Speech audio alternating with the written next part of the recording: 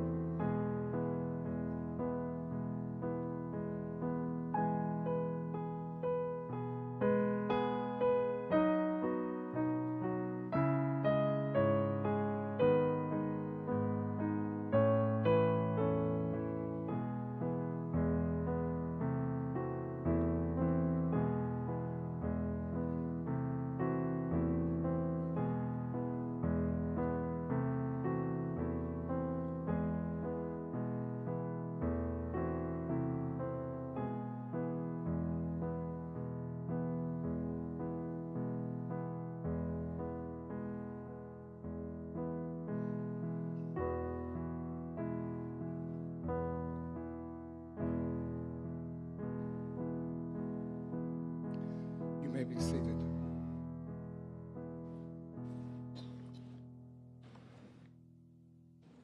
The earth is the Lord's, and the fullness thereof, the world and they that dwell therein. For he hath founded it upon the seas and established it upon the floods. We pause today before our Creator and Maker of heaven and earth. As we pause, we find it fitting for family, friends, and colleagues to pay tribute to a trailblazer who has labored among the dusty roads to make a difference in the lives of young men and women. We pause out of our routine, our daily routine, to recognize and celebrate the life of the 11th Chancellor and first permanent female Chancellor at North Carolina Central University. Join me today as we celebrate over the next few moments the life of Dr. Debra Saunders White. Please allow me, on behalf of our acting chancellor, who you will hear from momentarily, Dr. Johnson Akinlay, Trustee George Hamilton, faculty, staff, and students of North Carolina Central University. We welcome you to our campus today for a celebration of life of a true community servant. Dr. Debra Saunders White was our fearless leader who never met a stranger. Her heart was full of compassion and passion as she led this university to become one of the premier institutions in this nation. While our hearts are heavy, we cannot overlook the countless number of times that her energy was devoted to the sloping hills and verdant greens. Today, you will hear from a series of speakers, each who will share with you in their own respective manner of how this great woman impacted their lives, their organizations, as well as their communities. But first, we will hear from the NCC University Choir under the leadership of Mrs. Roberta Laws in a rendition of Soon I Will Be Done, written by composer L.A. Marquette. Let us now turn our attention to the NCC University Choir.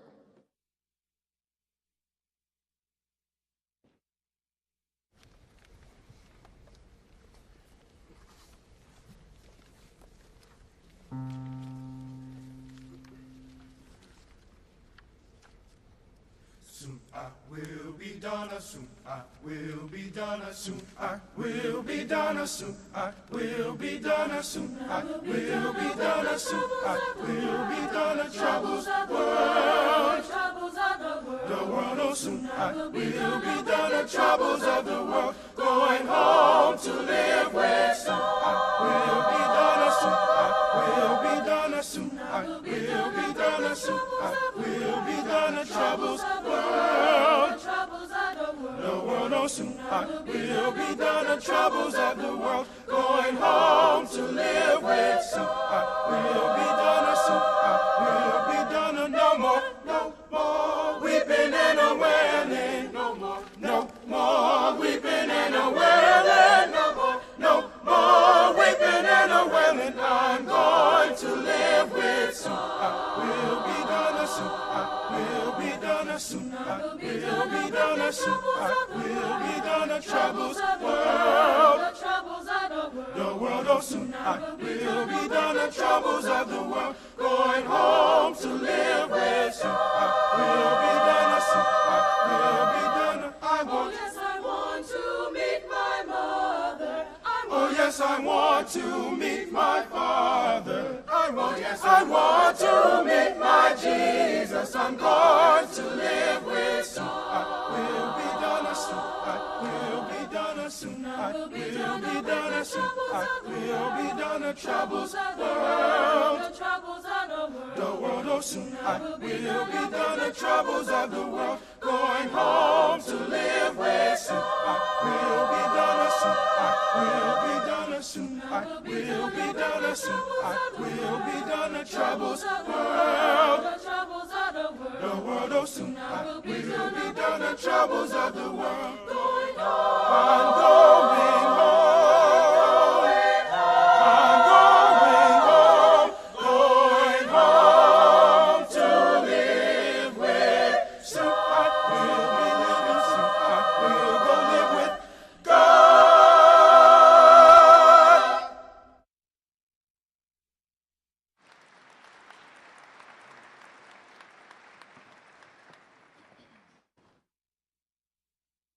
We have several persons who will provide reflections in remembrance of Dr. Debra Saunders White. We ask that each of the speakers would please limit your comments to 2 minutes or less. Please, out of respect for this family who will have to travel this evening back to Hampton, Virginia, so that we might get them on the road in a timely manner. The following persons have been instrumental in providing leadership and advocacy to our chancellor and to the university family since taking the helm as our leader of this great institution. With their support, the chancellor has been successful in establishing goals and objectives, capital projects, and many other initiatives to create a world-class institution and to continue to focus on Eagle excellence. Please welcome at this time Mrs. Margaret Spellings, who is the president of the University of North Carolina System, Mr. W. Lewis Bissett, Jr., who's the chair of the University of North Carolina Board of Governors, Mr. George R. Hamilton, who's our chairman of the North Carolina Central University Board of Trustees, followed by Mrs. Judy Jefferson, the Deputy Secretary for the North Carolina Department of Administration. They will now come in this order. Good afternoon. Debra Saunders White never lost sight of the fact that education always has to happen on a human scale. It's personal. If that sounds obvious, It can be a hard thing to hold on to when you're trying to manage a huge and complex organization. Days as a chancellor are spent discussing capital budgets, meeting with legislators, dealing with open records requests or media appearances, preparing for fundraisers, and on and on. It's a dizzying amount of responsibility, and you can always find a good reason to be working at your desk or meeting with your senior team. There is a never-ending stream of work to be done. And still, Deb found the time to be a friend to her students. And not a drop-by, take a quick selfie kind of friend, though she did plenty of that, but someone who took a real interest in the lives of her students and colleagues, someone who invited scholarship winners to her house for dinner, someone who had no problem reaching into her own history as a first-generation student, sharing her own moments of self-doubt so that a stressed student would feel less alone. So that the young men and women of NC Central would know that their chancellor, their deeply accomplished, always poised chancellor, was a person who understood their struggles on a personal level. That kind of connection matters on a college campus. Deb had it, and her students loved her and respected her for it. That matters in making a place feel whole, in making a sprawling and diverse public institution feel like home. It takes an enormous amount of energy and commitment to be that available, to be a friend instead of an arm's-length university administrator. Deb gave that energy every day, and people responded. I'm not just speaking from secondhand testimony here. When I first came to North Carolina facing my own brand new environment and a tough learning curve, Deb was one of the very first people to reach out to me. She didn't call me to lobby me or take the temperature of the new boss. She called me to make sure I had some place to get my nails done or a good place to get a good meal or go for the weekend. She wanted to make sure that I felt at home, to make sure that I had a new friend in a new place, and that mattered to me. She'll be remembered for gestures like that. She'll be remembered for the way those acts of individual care added up to a philosophy of achievement, a way of encouraging the very best in all of us. Deb Saunders White did not coin the phrase eagle adequacy or eagle expediency. She promoted eagle excellence. She had high expectations of her faculty, staff, and students, of herself. In my book, there is no higher honor than having someone like Deb expect great things of you. We'll miss her deeply, but we'll remember that gift and we'll hold fast to those higher expectations. We love you, Deb.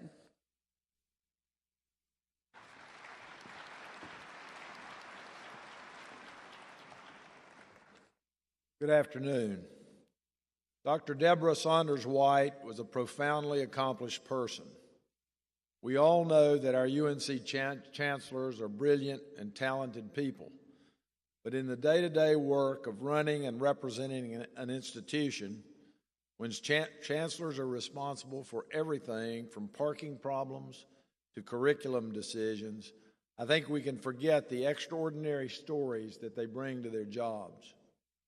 Deb was the first in her family to attend college, leaving Hampton, Virginia to travel 150 miles to Charlottesville. That's an extraordinary leap for a first-generation student heading off to a large university far from home. But she did it, and she went on to be a very successful career at IBM, jumping into a high-tech field at a time when that wasn't easy at all. And instead of choosing to round out a comfortable career in the corporate world, she decided to give back. She decided to help others make the same leap she had, to discover the same pride and confidence that motivated her to achieve. That kind of decision is more than just a career choice. It's an act of devotion, a recognition that our own lives gain deeper meaning when we work for a higher cause. She knew that our too brief time in this world can resound across generations if we live in service to others. She sought that opportunity, and she found it at this university. Debra Saunders White gave her incredible talents to this institution joyfully and gracefully. In her installation address here, less than 3 years ago, Deb talked about the commitment she expected to make. If you come to these jobs thinking it's just a job, I don't think you can be successful, she said. You have to come because you were called, and you have to come because you are on a mission. Deb was tough, and she was on a mission as Chancellor of North Carolina Central University. She absolutely was called, and she fulfilled her mission here at North Carolina Central in a way that will echo across thousands of lives for decades to come. I hope that knowledge was a comfort to her, and I hope it's a light to the rest of us as we carry on the work she believed in so deeply. Thank you very much.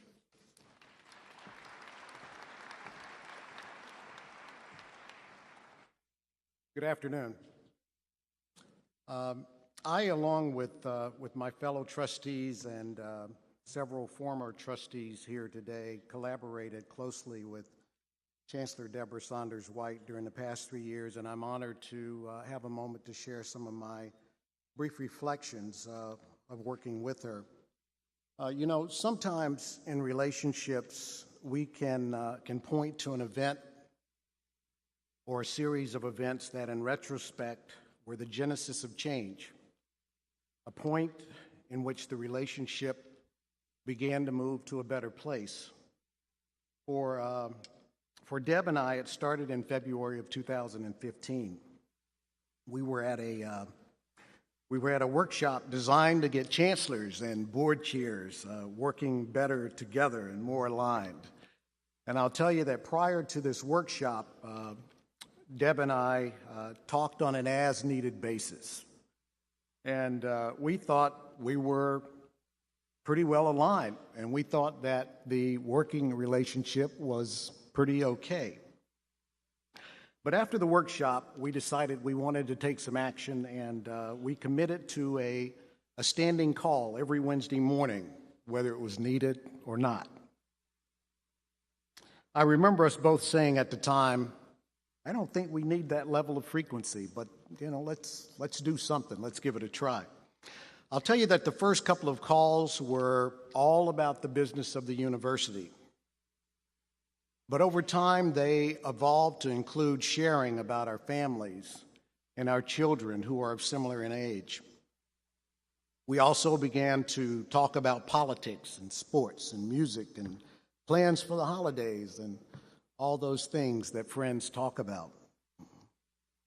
And as might come as no surprise, our working relationship became much more effective because of our growing friendship. I'll always remember how she answered every call. Good morning, Mr. Chair, or good Eagle morning, Mr. Chair. How are you today? She was always positive, regardless if we were discussing good news or bad news. And even when we disagreed, I left the conversation knowing that Deb had truly listened to me. That was Deb. When she took her medical leave, we agreed to continue the calls, but made the time of the call later in the morning. She said she needed much more time to get going in the morning with her treatments, and as she said, Mr. Chair, you're retired, and you really deserve to sleep in. That was Deb, too. Even in her sickness and seemingly the smallest of things, she was thinking of the win for others. My last time visiting with Deb was following our September board meeting. And after the usual banter, she inquired as to how the board meeting had gone that day. And as I was responding, she reached down and retrieved her board book. And with that in hand, she proceeded to quiz me on every single agenda item. And the more we talked about the university, the more energized she became. She loved NCCU, and she loved our students, and she worked tirelessly for both, and it showed in the results that she delivered. To Paige, Cecil, to the Saunders family, to Mr. White, thank you for allowing us to benefit from our time here at NCCU. You know, it's actually quite amazing to reflect on her numerous contributions and the many lives she positively touched in such a short time frame. I'm personally more inspired by the way she lived her life, and am humbled to have witnessed a small part of Deb in action. What a great woman, what a great colleague and friend, what a great legacy for us to build on.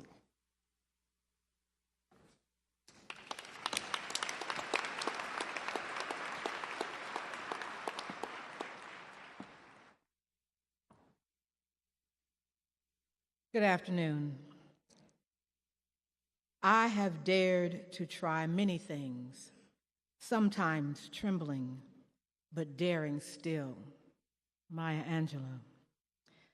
Dr. Debra Saunders White was daring and bold and gracious. Her leadership and vision undergirded North Carolina Central University's bridge to future greatness, and she did so with extraordinary style and grace. On behalf of Governor Pat McCrory, Double Eagle Chief of Staff Thomas Stith, and those of us blessed to have known her, we are proud to honor her legacy and the proclamation in her honor by inducting her into the state's highest honor, the Order of the Longleaf Pine.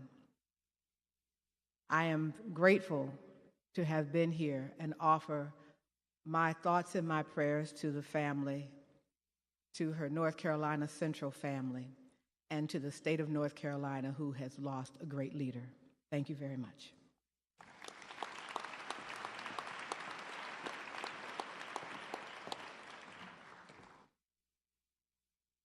Serving as the leader of any organization requires establishing and building a team of trusted leaders, creating an enthusiastic environment for learning, and working for and on behalf of our most precious commodity, our students.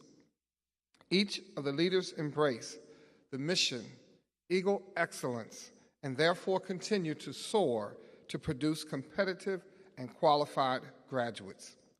Let us now hear from North Carolina Central University's Chief Eagle officers. First, Dr. Johnson O. Acklenay, the Acting Chancellor, Provost, and Vice Chancellor for Academic Affairs. Following Dr. Acklenay will be Ms. Alicia Holland, the President of our Student Government Association. Following Ms. Demetria Robinson, the Chair of the Staff Senate, Attorney Kimberly Cogdell, the Chair of the Faculty Senate, and Mr. Sam Cooper, who's the President of North Carolina Central University National Alumni Association. And he will be followed by a friend and colleague, Ms. Linda Pierce Thomas, alumna of North Carolina Central University. Again, in that order, please.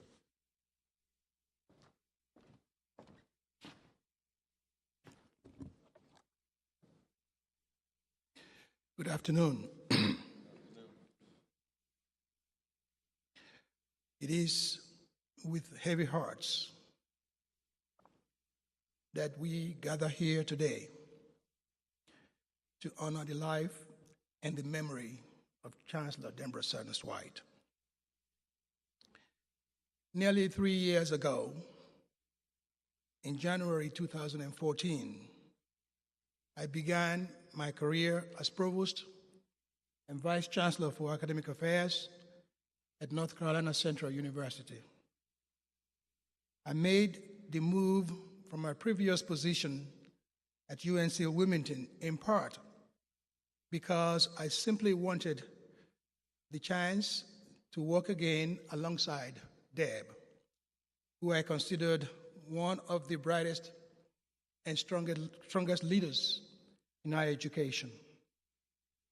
At the time, her tenure at NCCU was just beginning, and the energy and potential surrounding her administration was like a strong beacon, drawing me and others here to work on our team. As a chancellor, she had a brilliant mind, a magnetic personality, a pragmatic nature. She was certainly someone who knew how to build a cohesive working unit and how to sell her and others' ideas. And on most things, we saw eye to eye. We shared a love of education and technology that enabled us to envision a future at NCCU where new programs, new ideas, and new innovations will thrive and expand beyond brick and mortar classrooms. Our time at UNCW overlapped by 4 years, and during that period, she and I collaborated to develop an impressive array of online and distant education programs, a project that not only became the basis for a solid working relationship between us, but also a deep friendship.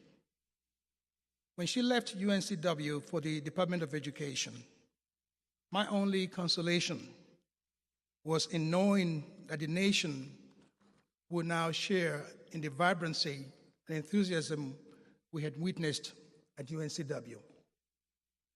Deb was a firm believer in the idea of broadening the reach of the academy.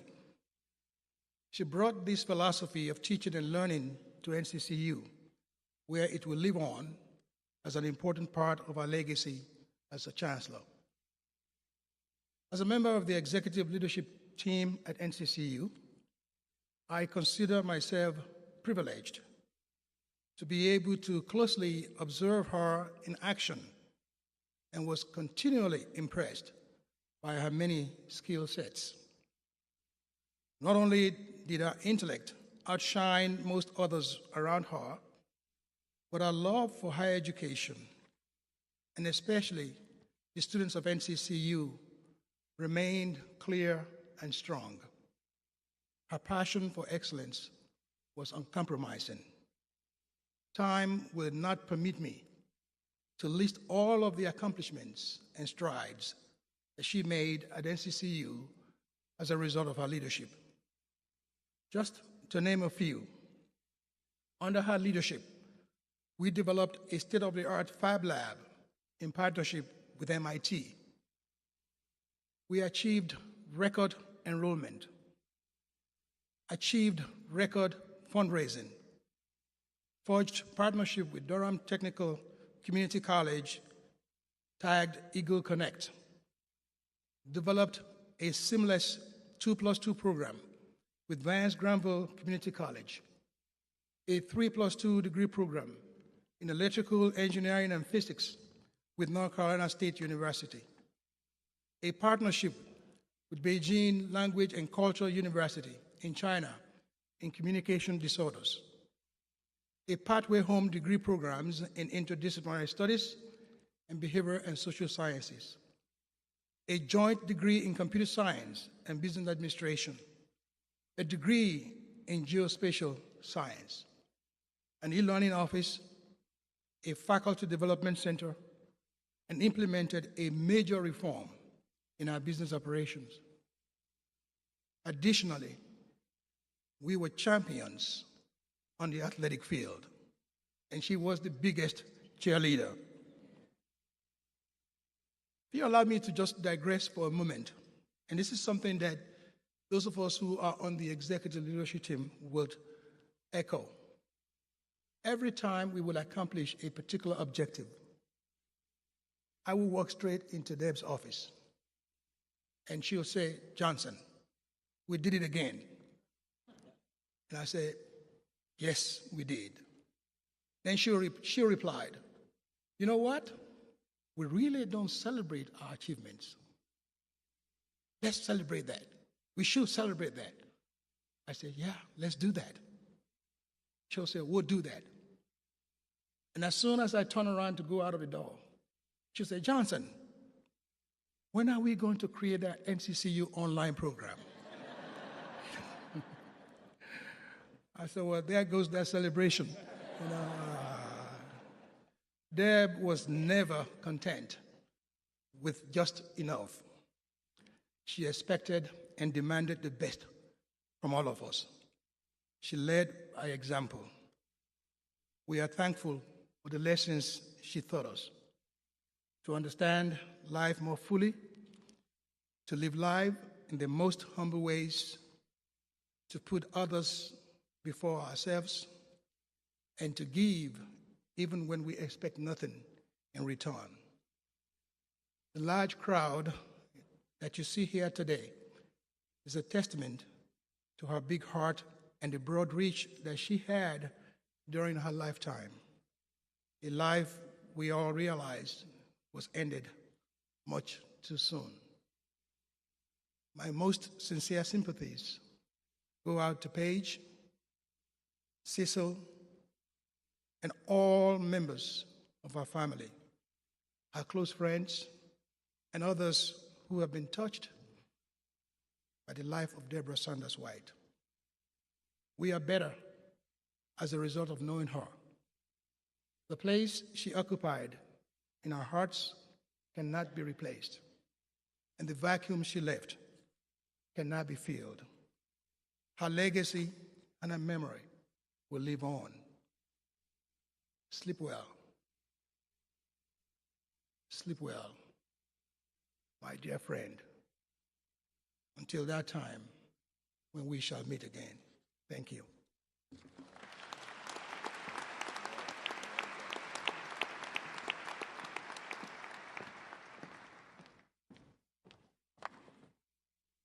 As the student body president, I am honored to stand before you today to pay late respects to our beloved Chancellor, Debra Saunders White. While my heart is heavy from this loss, my spirit is encouraged. I am encouraged by the outpour of love that I've witnessed, the compassion that I felt, and the strong sense of family that we have all experienced in the past few days. Although we've all come from different walks of life, today in this moment, we are one. As a student body president, I can truly say that Chancellor Saunders White was an advocate for the student voice. There was never a time that she didn't want to know what the students were thinking. Our concerns were her concerns, and our burdens were her burdens. And she worked diligently to support us. She kept us focused on our education and a keen eye on how we were being developed as leaders. She believed in our future as Eagles and had great expectations of us all. She knew that education was our opportunity to soar even higher, and she also knew that she had invested her time, energy, and resources into our success, and we didn't want to disappoint her. For me, she was one of the very first female leaders that I had ever met or had the chance to work alongside. Just watching her in meetings left a lasting impression on me. To the Saunders White family, we are grieving with you. I want you to know that the students at North Carolina Central University will always have a great love and respect for our Chancellor.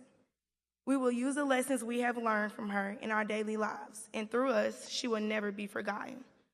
She taught us about Eagle excellence. She made us proud to be Eagles and encouraged us to stretch our imaginations even further. I know that she is smiling down on us, knowing that after we leave this place today, after the tributes are over and after the stories are told, that we will continue building on into her great legacy.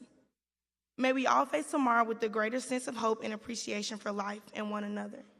May we embrace the cherished memories and moments we all share with her. May we live a life full of passion and Eagle excellence. Thank you.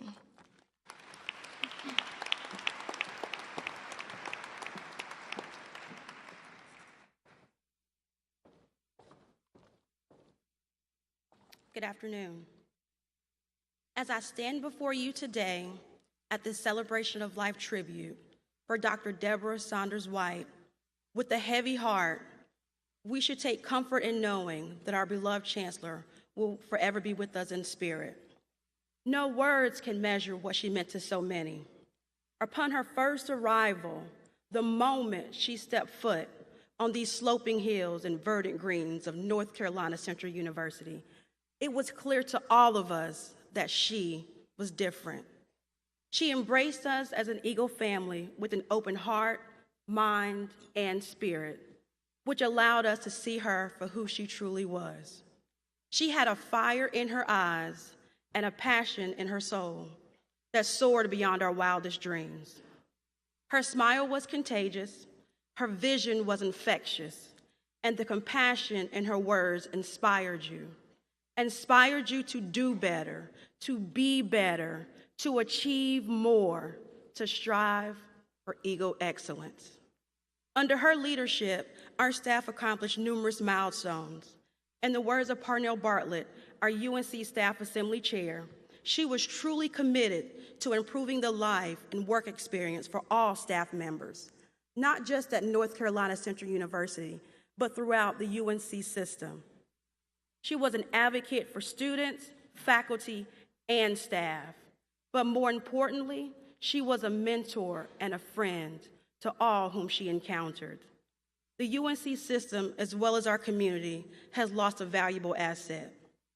Her heart was so genuine.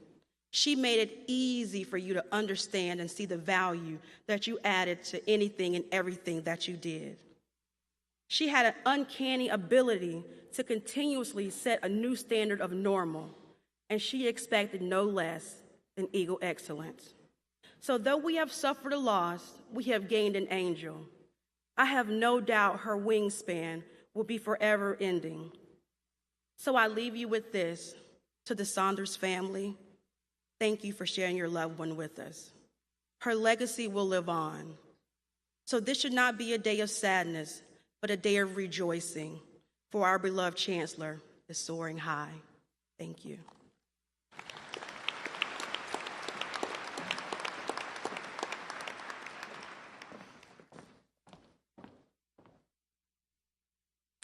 Today I address you as the chair of the Faculty Senate. On behalf of the faculty, we celebrate a strong leader, a strong advocate, and a strong woman.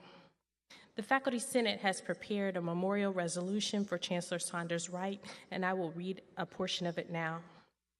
Whereas Chancellor Saunders Wright was a strong advocate for the faculty, whose many accomplishments include opening the faculty staff dining hall, funding to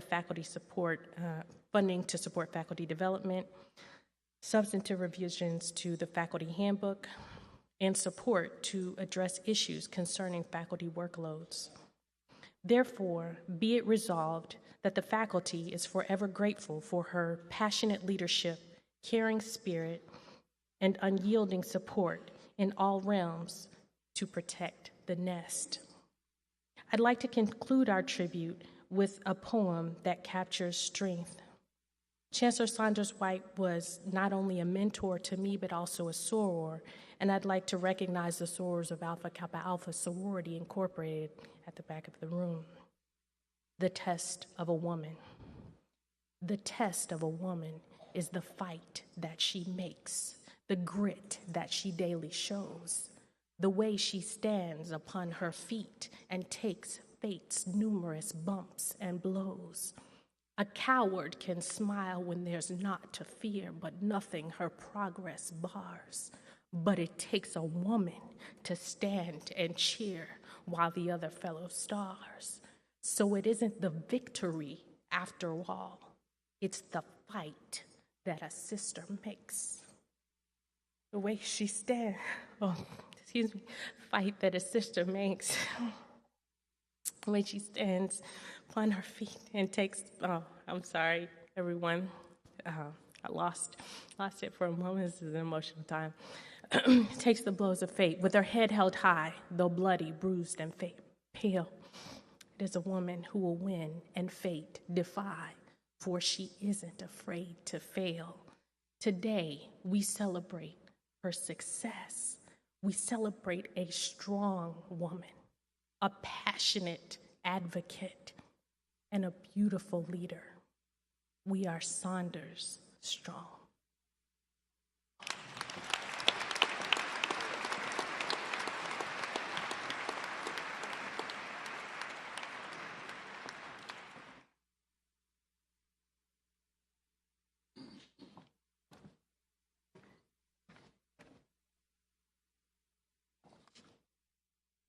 Good afternoon.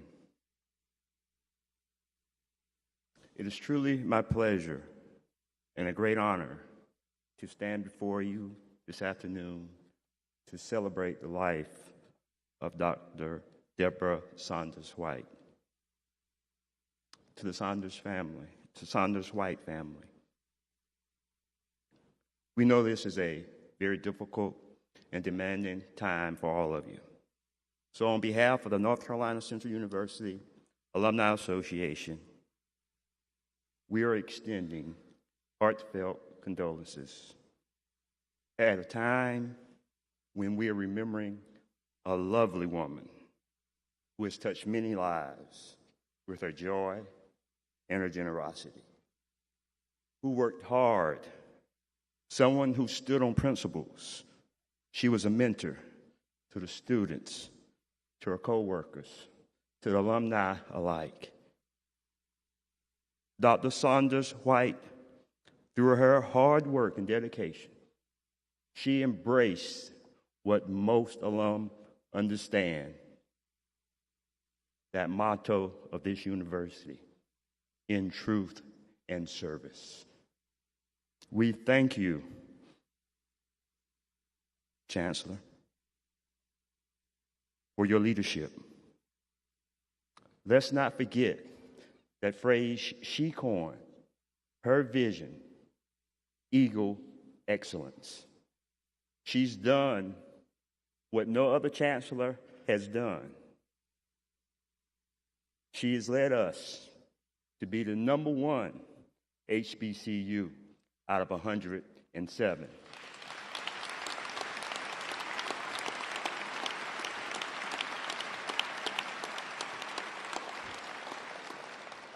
My fellow alumni and friends, that's Eagle Excellence.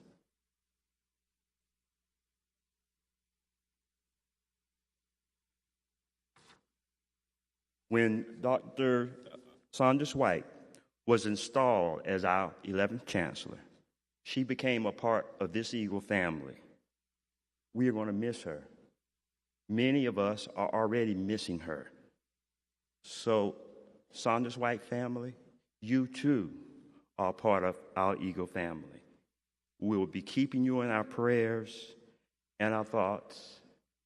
And to the alumni, friends, we must continue what she has started. Thank you.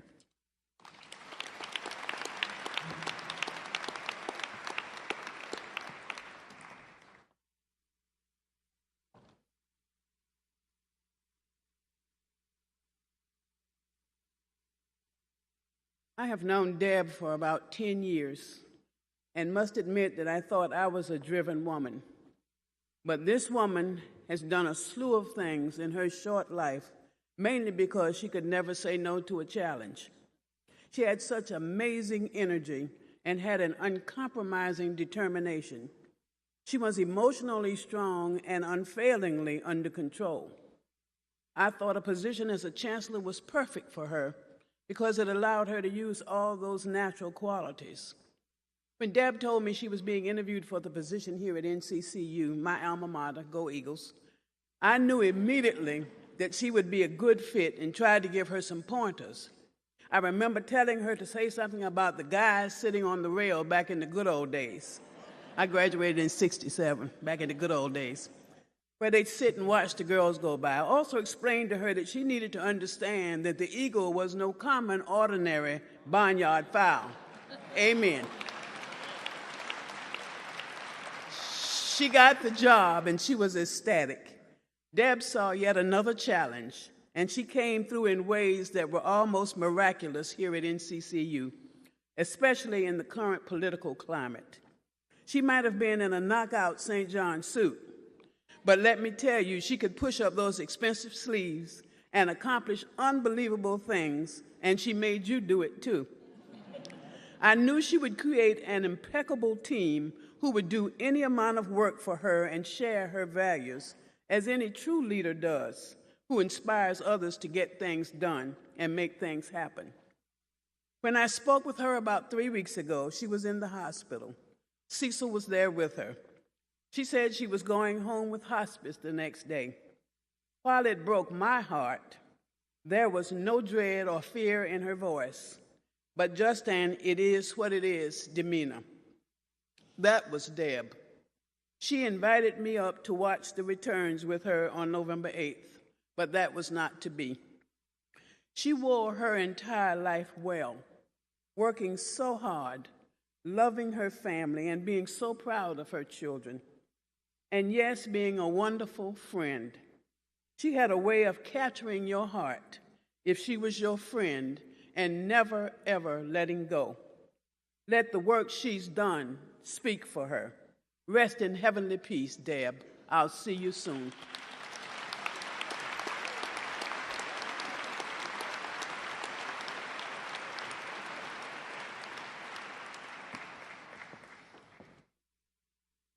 Nationally recognized NCCU Vocal Jazz Ensemble will come at this time under the leadership of Professor Lenore Hammond-Helm, who will share in the rendition of Plenty Good Room.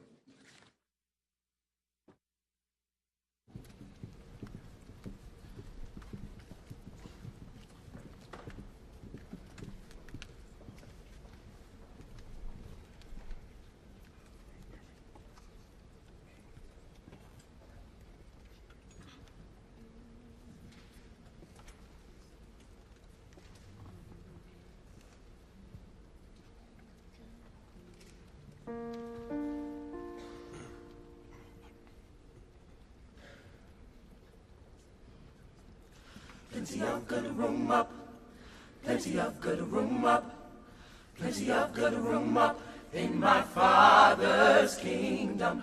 Plenty of good room up, plenty of good room up. Choose your seat and sit down. Plenty of good room up, plenty of good room up, plenty of good room up in my Father's kingdom. Plenty of good room up, plenty of good room up.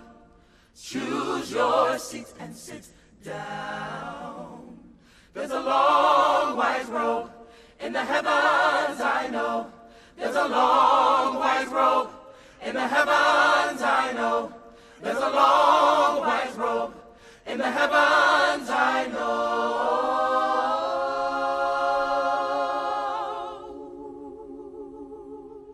Choose your seat and sit down.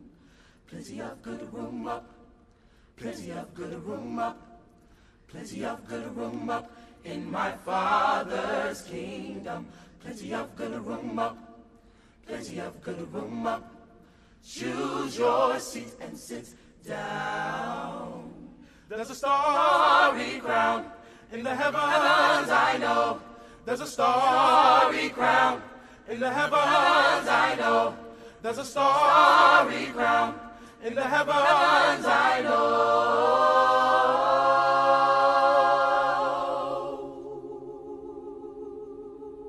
Choose your seat and sit down. Plenty of good room up, plenty of good room up, plenty of good room up in my Father's kingdom. Plenty of good room up, plenty of good room up. Choose your seat and sit down. There's a Savior there, hallelujah, in the heavens, I choose my seat. There's a Savior there, hallelujah, in the heavens, I choose my seat. There's a Savior there, hallelujah, in the heavens, I know.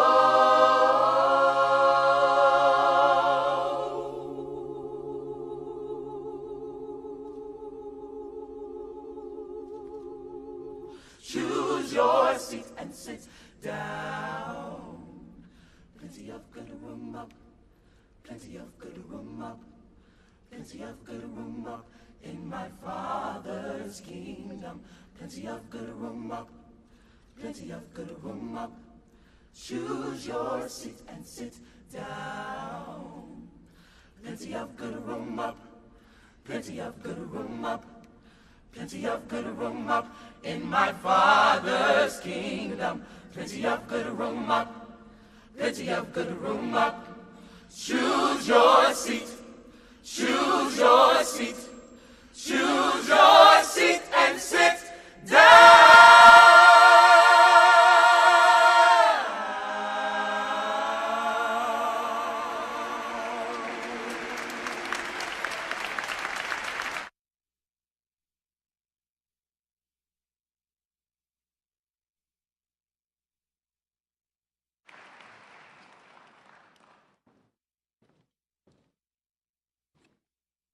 Dr. Saunders White was so proud of all of the talent here at North Carolina Central University. Let's give them another big hand.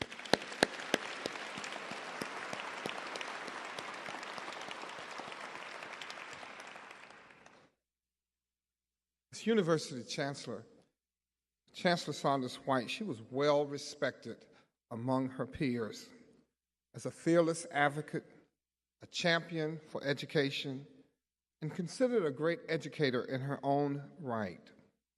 We are honored to have her peers come today and share their experience in serving together as university leaders to educate the best and the brightest. In addition, we will hear from local, state, and congressional leaders that have also been inspired by her extraordinary leadership. In the course of leading this institution, Dr. Saunders White continued her servant leadership in the community to civic and community engagement. She was a member of the Durham chapter of the Links Incorporated, as well as a member of Alpha Kappa Alpha sorority. So at this time, I'm going to ask Dr. Carol Folt, who is the Chancellor at University of North Carolina in Chapel Hill, Dr. Elmira Mangum, the former president of Florida A&M State University and alumnus of this institution, United States Representative G.K. Butterfield, Congressman in the 1st Congressional District of North Carolina. Following Congressman Butterfield will be the North Carolina Representative H.M. Mickey Michaud, District 31. Then we would hear remarks from the Honorable William V. Bill Bell, the Mayor of Durham. Following Mayor Bell will be Ms. Anita Daniels, who's the President of the Durham, North Carolina chapter of the Links Incorporated. And today we also are pleased to have with us Dr. Glenda Glover, who's the President of Tennessee State University and is also the International Vice President of Alpha Kappa Alpha sorority. We ask that you would please come in this order.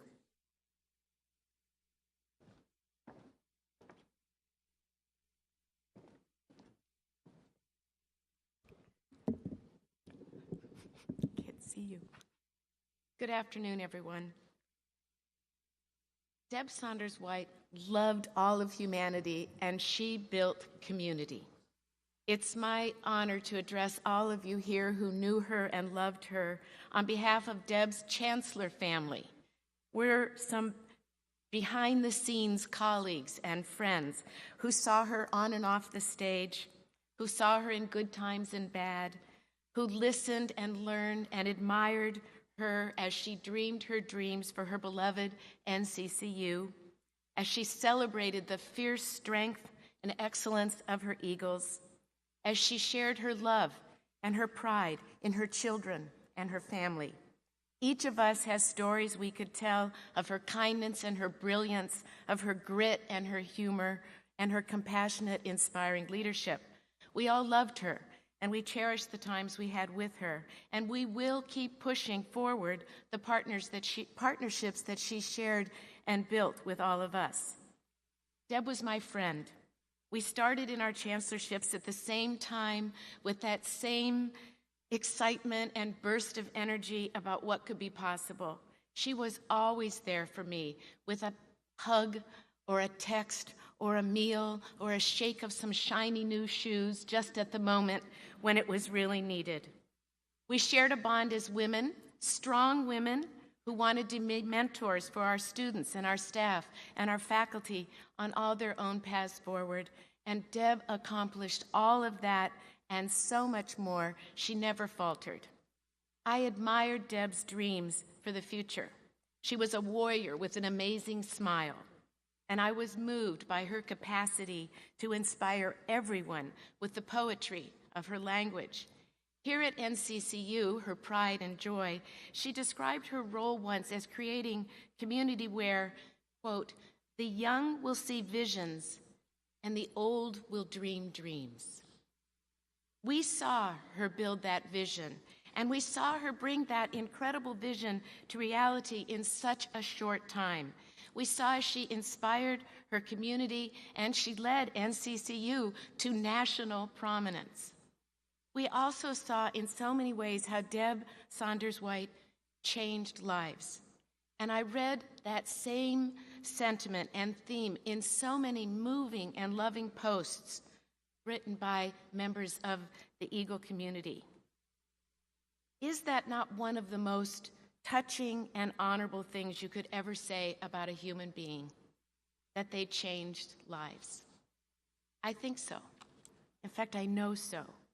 And Deb's commitment to other people, her wide embrace, where every single person, every single question, every single hope was welcome, her example of integrity and true servant leadership, these we will all always remember. So thank you, Deb.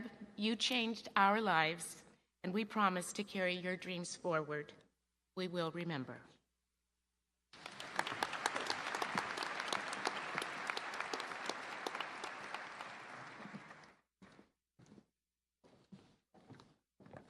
Good afternoon.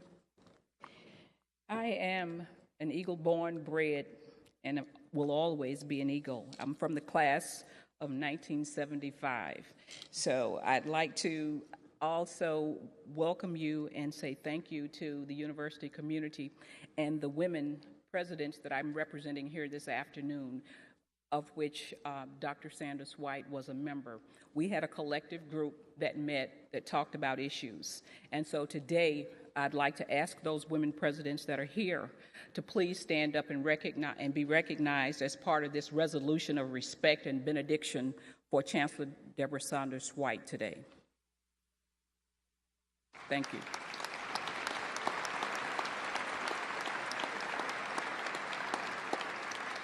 There were 15 women presidents that submitted contributions to this resolution that we will be reading today and share some of the thoughts.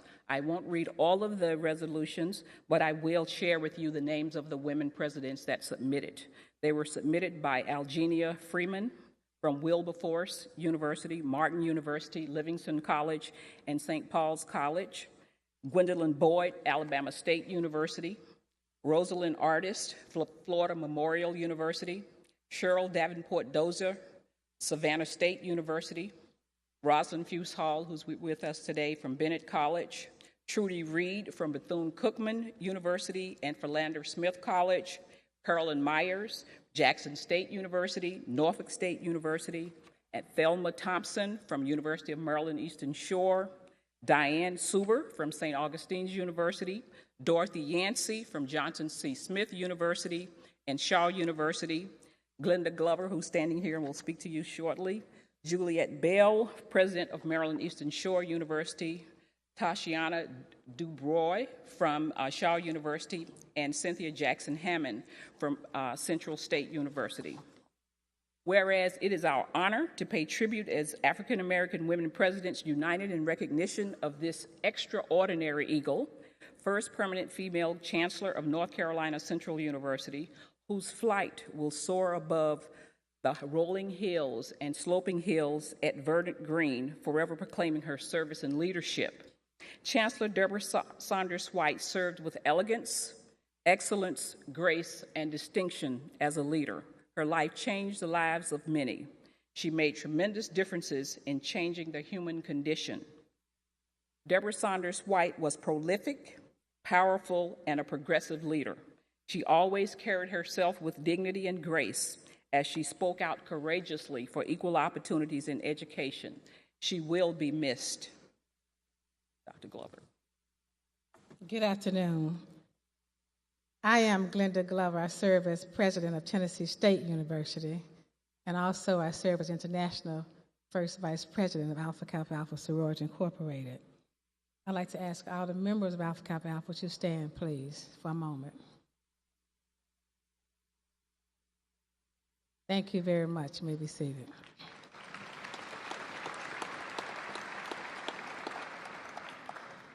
And she shall be like a tree planted by the rivers of water that bringeth forth fruit in her season. That's who Chancellor Saunders is to us, Saunders White. She brought forth her fruit. And I want to just read to you the 3 lines that we ask the Black women presidents to submit. I'm going to read 3 of them. Chancellor Debra Saunders White. This is from Dr. Eugenia Freeman. Served with elegance, grace, distinction as a leader. Her life changed the lives of many others. She made a tremendous difference in changing the human condition. From Dr. Elmira Mangum. Chancellor Saunders White made an indelible mark in higher education, bringing her wisdom, dignity, commitment, and charming personality. She will always be loved, and we will remember the many ways she delivered on the promise to ensure that all students are prepared for the world of work and service by obtaining a high-quality education from our beloved alma mater.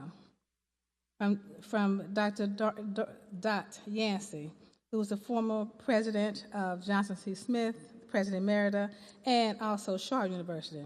My sister president in Sora was an authentic friend, and she was faithfully committed to the survival of historically Black colleges and universities. She promoted excellence, and we are all grateful that she passed our way. And finally, in my own words, I tell you, I have been president at TSU at Tennessee State University for only, I think, a month when she called me. Because I started in January, then she started in June. And just before our interview, she called again and she said, "Do you have any pointers you can give me? Because you just went through this." I said, "Yes, say a prayer before you say your first word." In my words, Chancellor Debra Saunders White, my friend and sorority sister, was a cup of strength, a trophy of love, and a medal of kindness. She had a relationship with truth and excellence. We will treasure her leadership and her high-level accomplishments as a true measure of perfection. Now, be it resolved that the aforementioned memorial tributes were given in recognition and respect for our beloved Chancellor Debra Saunders White, who dedicated her life to the enhancement of historically Black colleges and universities, as well as providing educational opportunities for all persons. Be it further resolved that Chancellor Debra Saunders White's life and legacy have inspired and motivated us to unite as a body of African American women presidents to continue to promote educational causes, inspire and mentor other women who aspire to become presidents, and to become a voice of unity to impact issues and influence debate concerning educational issues in the public marketplace. This is submitted by the Council of African American Women Presidents on this second day of December 2016. Thank you very much, and please all have a blessed day. And I'd like to say to the family that your mother, your daughter, your sister was an inspiration to us all, and she told us that her faith was the foundation upon which she built all of her interactions, and her legacy will stand. Thank you.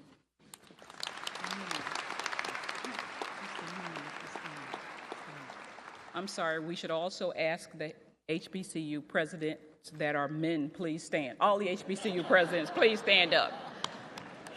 There you are. Thank you so much. We never forget you. It's a woman thing.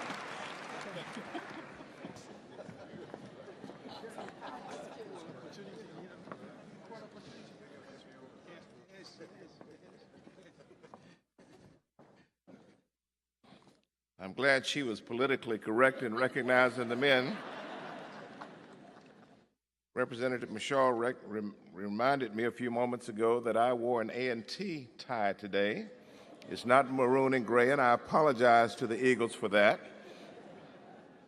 But to President Margaret Spellings and to Chairman Louis Bissett, to Dr. Johnson Akinlay, the acting chancellor of this great university, board chair George Hamilton, to the other university officials here assembled, to the Reverend Dr. William J. Barber II, who will no doubt bring a powerful message to us all in just a few moments, to the other dignitaries here assembled, both on the dais and in the audience, to the faculty, the administrators, the staff, the alumni, the students of NCCU, and yes, to the women of Alpha Kappa Alpha Sorority Incorporated, to the Links Incorporated, but most of all, most of all to this family, to Paige and Cecil, and to the entire family of this great, phenomenal woman, Dr. Debra Saunders White.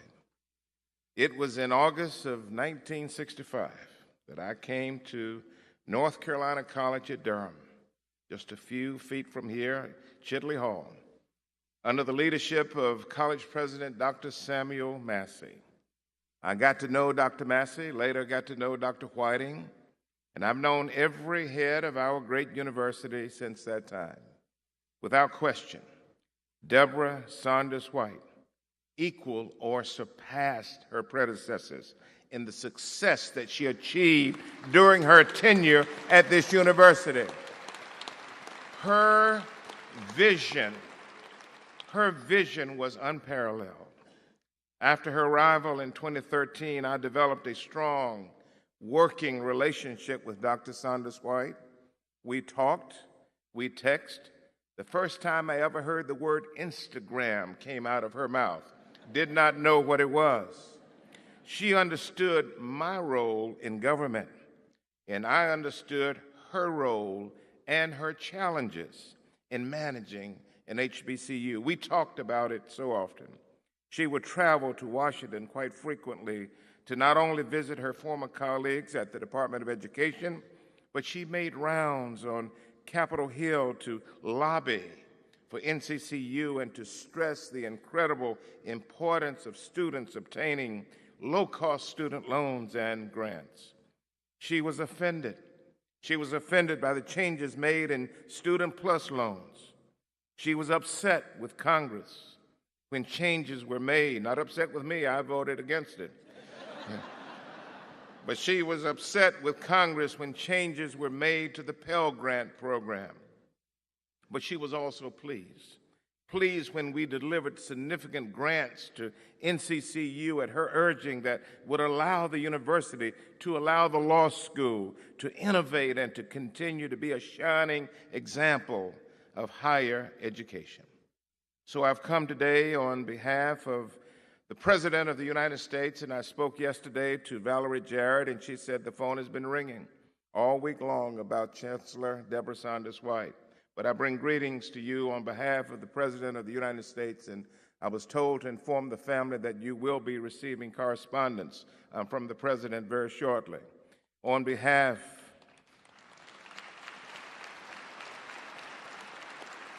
of the U.S. House of Representatives, on behalf of the 46 members of the Congressional Black Caucus that I am honored to be the chair, on behalf of Congressman Bobby Scott, your friend. Bobby and I have been talking about you all week long. I feel like I already know you. He said he's known you almost all of his life. He and I both introduced resolutions last night, and he was determined that his resolution and my resolution be dropped in the hopper at the same moment. So when they come out in the congressional record today, they will be right together. So on behalf of Congressman Bobby Scott, the dear friend of this family, and on behalf of the 740,000 citizens of the 1st Congressional District of North Carolina, I extend my heartfelt condolences to the NCCU family, far and wide. And I extend my heartfelt sympathies to the Saunders and White families. God has richly blessed you with a talented daughter, a talented mother, a talented sister. And God will continue to bless all of you in the years to come. Thank you.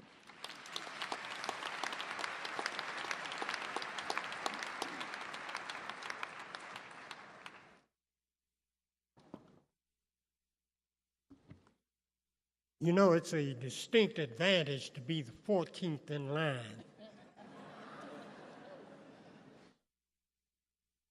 And I'm a little bit better off because you all have been sitting there. I'm up moving a little bit. Anyway, to Paige and Cecil, you know, if you all hadn't if I hadn't been asked to do this, I would have done it anyway.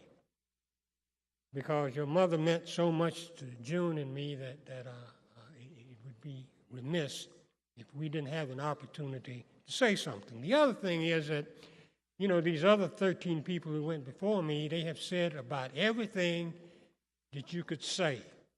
But that's not true, because each of us at this time has a particular penchant for what your mother did, not only in our lives, but in this institution's life.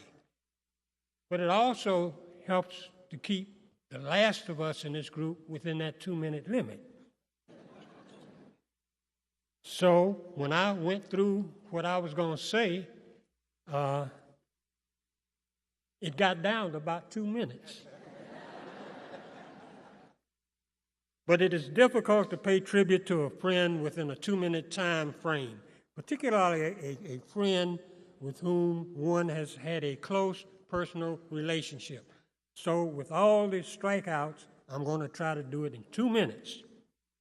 When Deb chose to become an eagle, she understood that an eagle was no ordinary common barnyard fowl, but a majestic bird that soared high into the clouds, had keen eyesight, and an inordinate amount of intelligence.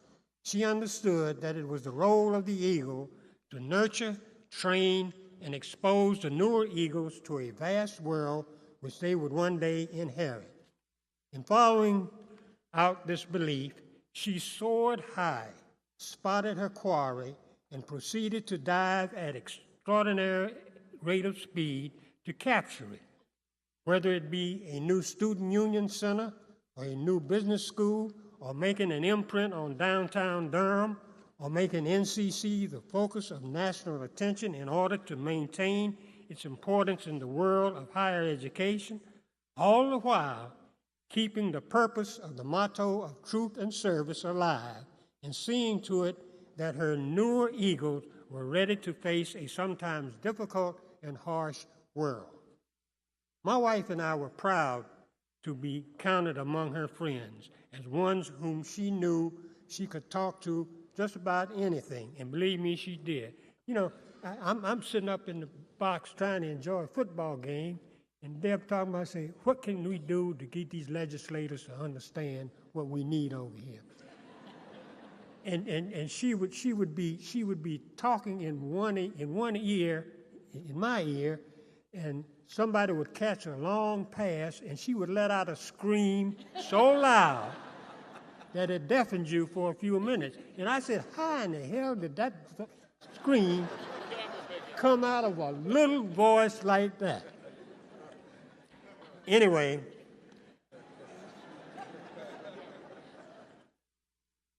she wanted to move the law school off campus and put it in a building that she had looked at in downtown Durham. But to say that we always agreed on everything, you know, we didn't always agree on everything, but there existed an understanding that we were both a sounding board seeking only that which would perpetuate the raison d'etre of NCCU. My friends, my final tribute comes in the form of something I learned a long time ago and adopted as a creed, and I think it befits Debra's life to the greatest extent, and it just says a lot about what she did and how she felt, particularly about her students and about her life and about her family. It goes like this: I seek opportunity, not security. I do not wish to be a kept citizen, humbled and dulled by having the state look after me. I want to take the calculated risk to dream and to build, to fail and to succeed. I refuse to barter incentive for a dole. I prefer the challenge of life to the guaranteed existence, the thrill of fulfillment to the stale calm of utopia. I will not trade my freedom for beneficence, nor my dignity for a handout. I will never cower before any master, nor bend to any threat.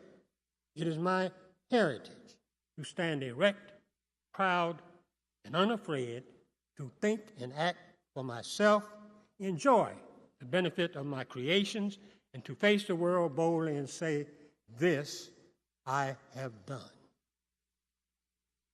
So long, Deb.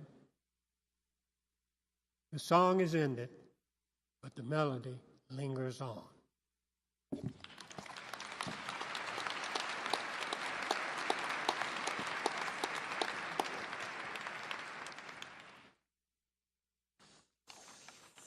Good afternoon. As mayor, it is my honor on behalf of the City of Durham to bring remarks as we pause to reflect on the life, the legacy, labor, and love of NCCU Chancellor Debra Saunders White. And as we reflect on the life of this great woman, our community lost an inspirational leader, exceptional educator, a loving daughter to her mother, daughter, son, brother, and to her many other family members and friends. And her impact has been felt literally by thousands of North Carolinians and beyond.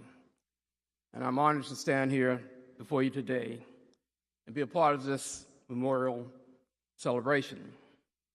Upon learning of her passing, I have issued a proclamation on behalf of the City Council in her honor, because I felt it was important that our city formally recognize Deb, not only for her too short but lasting impact on higher education in Durham, but for her warm and caring impact on this city and the NCCU students for which Durham was their home while they matriculated here at NCCU.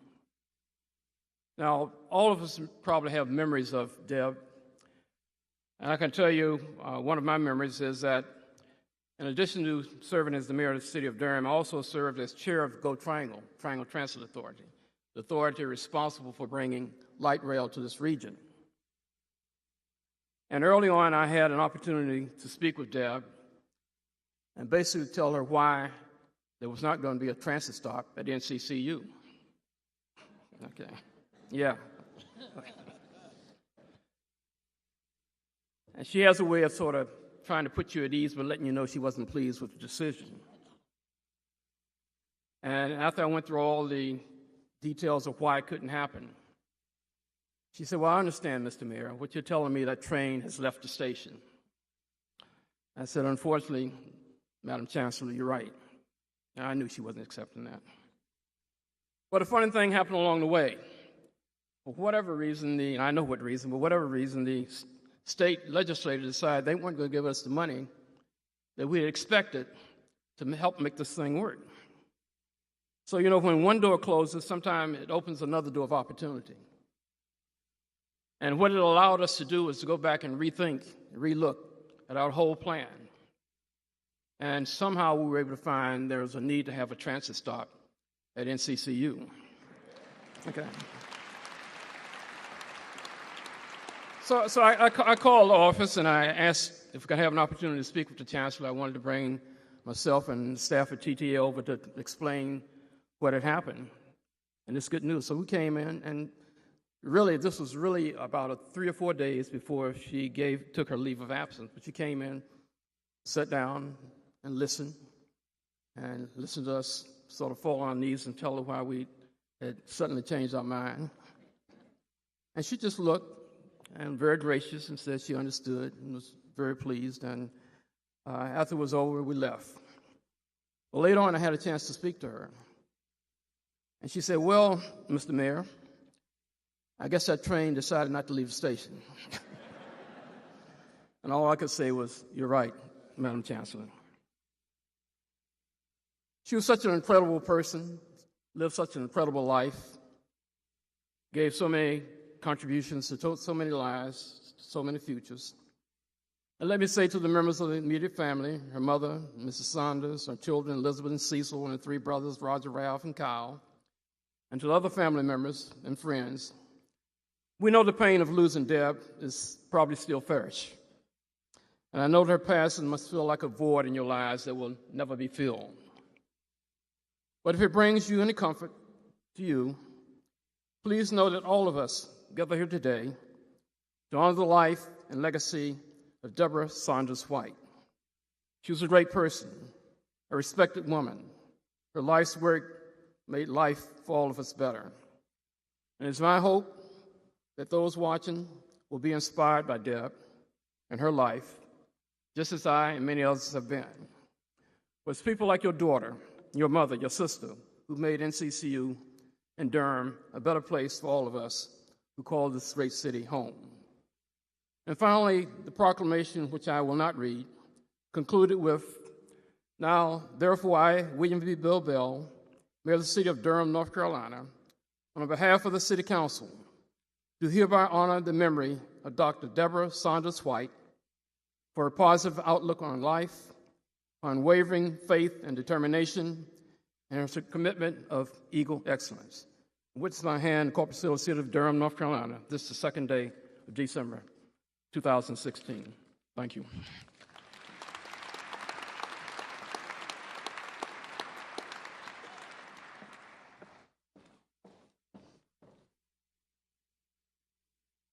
Ralph Waldo Emerson said, "The glory of friendship is not the outstretched hand, not the kindly smile, nor the joy of companionship.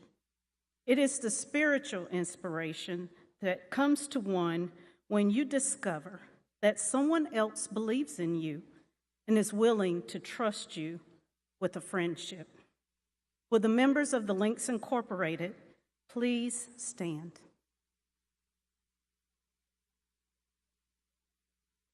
Debra Saunders White has been a sister and friend since June 2010, and we stand in unity and love to celebrate her life today. You may be seated, ladies. On Sunday, September 14th, 2014, our sister Debra was the guest speaker for Women's Day at St. Mark's AME Zion Church. Her topic was stepping out on faith, taking a piece of chocolate and going with the flow. I know our friend Debra stepped out on faith, went with the flow, and probably took a few pieces of chocolate along the way. In her speech, she mentioned a woman in the Bible whose name is Debra. Debra was a judge, God's servant. Our sister Debra described her as a woman who never surrendered her faith. So it seems befitting to give you a brief character lesson about Debra the judge and Debra the chancellor, our sister, our friend. Debra the judge was confident, so sure of God's call that compromise was not an option. She was forceful and direct, honest, decisive, courageous, not wavering, no shrinking back from tough decisions. Those character traits adequately describe our friend Debra: direct, decisive, courageous, making the tough calls. Debra the judge was a woman of influence. Her strong leadership created an environment for other women to flourish. Of course, our friend and sister Debra was a strong leader, and countless women have been afforded opportunities because of her influence and tenacity. Her accomplishments at NCCU are numerous. Like Debra the judge, our friend Debra never, ever surrendered her faith. Excerpts from the poem entitled Reputation and Character by William Hershey Davis adequately depict the character of our friend and sister Debra. The circumstances amid which you live determine your reputation. The truth you believe determines your character. Reputation is what you're supposed to be. Character is what you are. Reputation is the photograph. Character is the face. Reputation is what you have when you come to a new community. Character is what you have when you go away. Reputation is made in a moment. Character is built in a lifetime. Reputation grows like a mushroom. Character grows like an oak. Reputation is what men say about you on your tombstone. Character is what angels say about you before the throne of God. Page, Cecil III, and the entire Saunders family. The angels in heaven are singing, "Welcome home, Debra." And Jesus has spoken, "Well done, my good and faithful servant. Enter into the joy of the Lord." Rest in paradise, our sister, our dear friend, Debra.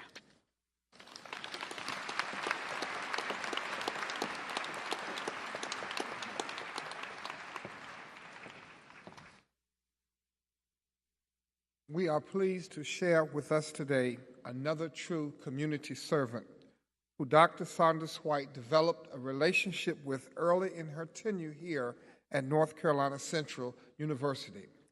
He perked her interest in desiring to develop opportunities to mobilize our students to become engaged in social and civil activism.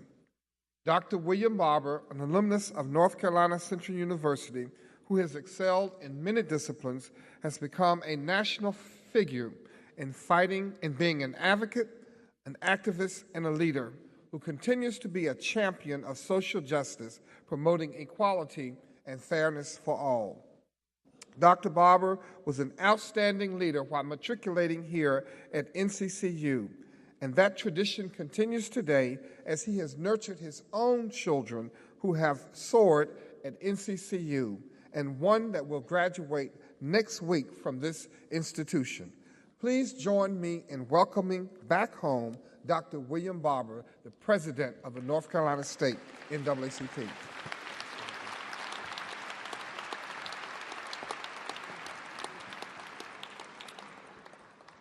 Might we bow our heads for just a second? Gracious and eternal God, we thank you for today's journey and for strength for the journey. We pray your covering of mercy upon this family. And, oh God, in this moment of attempting to declare your truths, help us, hold us, and always humble us. In your name we pray. Amen.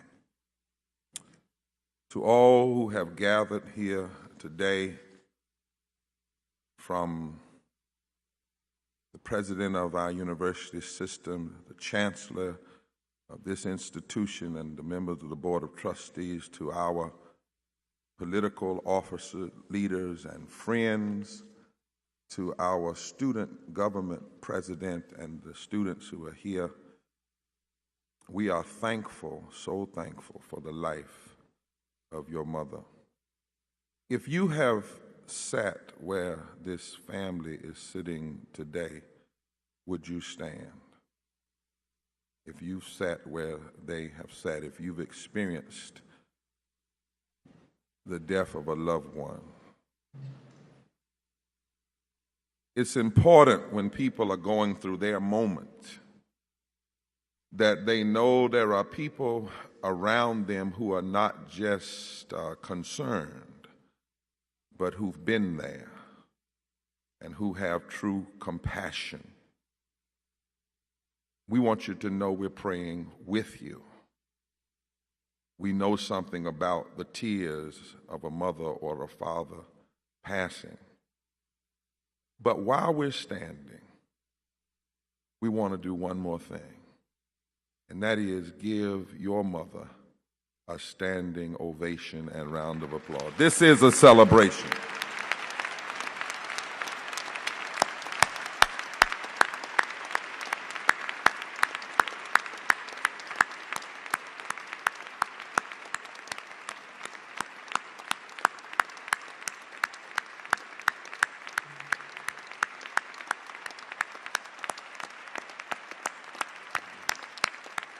Amen. Amen. You may be seated. Representative Mashaw has been a mentor of mine along with G.K. Butterfield, but I heard Mickey say something about being the 14th in line. I think I'm the 16th in line. And whenever you have a line that long, you're going to have one jackleg preacher that's pretty good, and her name is Miss Anita Daniels, president of the Durham chapter of the Lynx.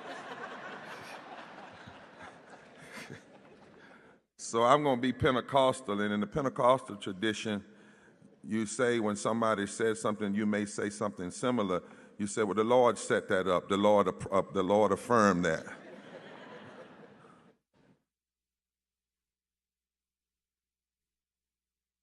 In the book of Judges, the 5th chapter, the word reads, in the days of Shamgar, son of Anath, In the days of Jael, the highways were abandoned, and the travelers didn't know which path to take. The villagers and the people of Israel were scared to fight. They held back even though they were being threatened, until I, Debra, arose and became the mother of Israel. Did you know our Debra? But I first want to talk about this Debra. The word name Debra literally means a bee, or one who has the qualities of a queen bee, a mother bee. Bees are interesting parts of the animal kingdom because bees and bumblebees are technically not supposed to be able to fly because their body shapes and their wingspans are aerodynamically disproportionate. But every morning the bee arises, the bee listens to the God that made the bee and not the critics of the bee. There is no hive that does not have a queen bee, and the role of the queen bee is to give strength, courage, and wisdom to the hive. The queen bee, without her, the hive is weakened. But queen bees don't live long. But what they produce lives long. In fact, science confirms the ancient belief that of all the animal kingdom, the bee ranks among the highest in intelligence. Debra, the name, means bee. Debra was the only female judge in Israel. But she was referenced, as Congressman Butterfield said about our Debra, she was referenced with equal or greater status than Samson and Jephthah. There were 12 judges, but only one woman, Debra. And you can't tell the story of ancient Israel without telling the story of Debra, Congressman Price. She stands out as one of the wisest of the Old Testament. She first was a prophetess. Now, by prophetess, I do not mean somebody who closes their eyes and says, tomorrow you're going to get a car. That's a fool. That's not a prophet. That's a con artist. But the prophet in the Bible, the Neobim in the Bible, the one who were prophet, they were the ones that challenged injustice and discerned the mind of God and declared the ways of God over against the ways of oppression. Debra was a prophet. Debra, the Debra in the Bible, was also an agitator. Some people don't like that word, but it used to be you couldn't wash your clothes without an agitator. And you can't help society without having an agitator. An agitator is one who stirs up or excites public discussion with the view of producing change. It's not somebody who just stirs up a fuss, but it's somebody who knows how to cause the larger community to engage in the Hegelian reality and the Hegelian work of antithesis and thesis in order that you might come to a synthesis to move us all better. Debra was an agitator because when she came along, the people were dejected and afraid, and their spirits had been broken, and the village was wondering where were they going to get the money and how were they going to succeed. But Debra aroused the nation from their lethargy and their despair. And Debra had a fearless and unsolicited devotion to the emancipation of God's people. She was determined to agitate them and never allow them to accept being less than what they were meant to be. Debra, the Debra of the Bible, was a leader.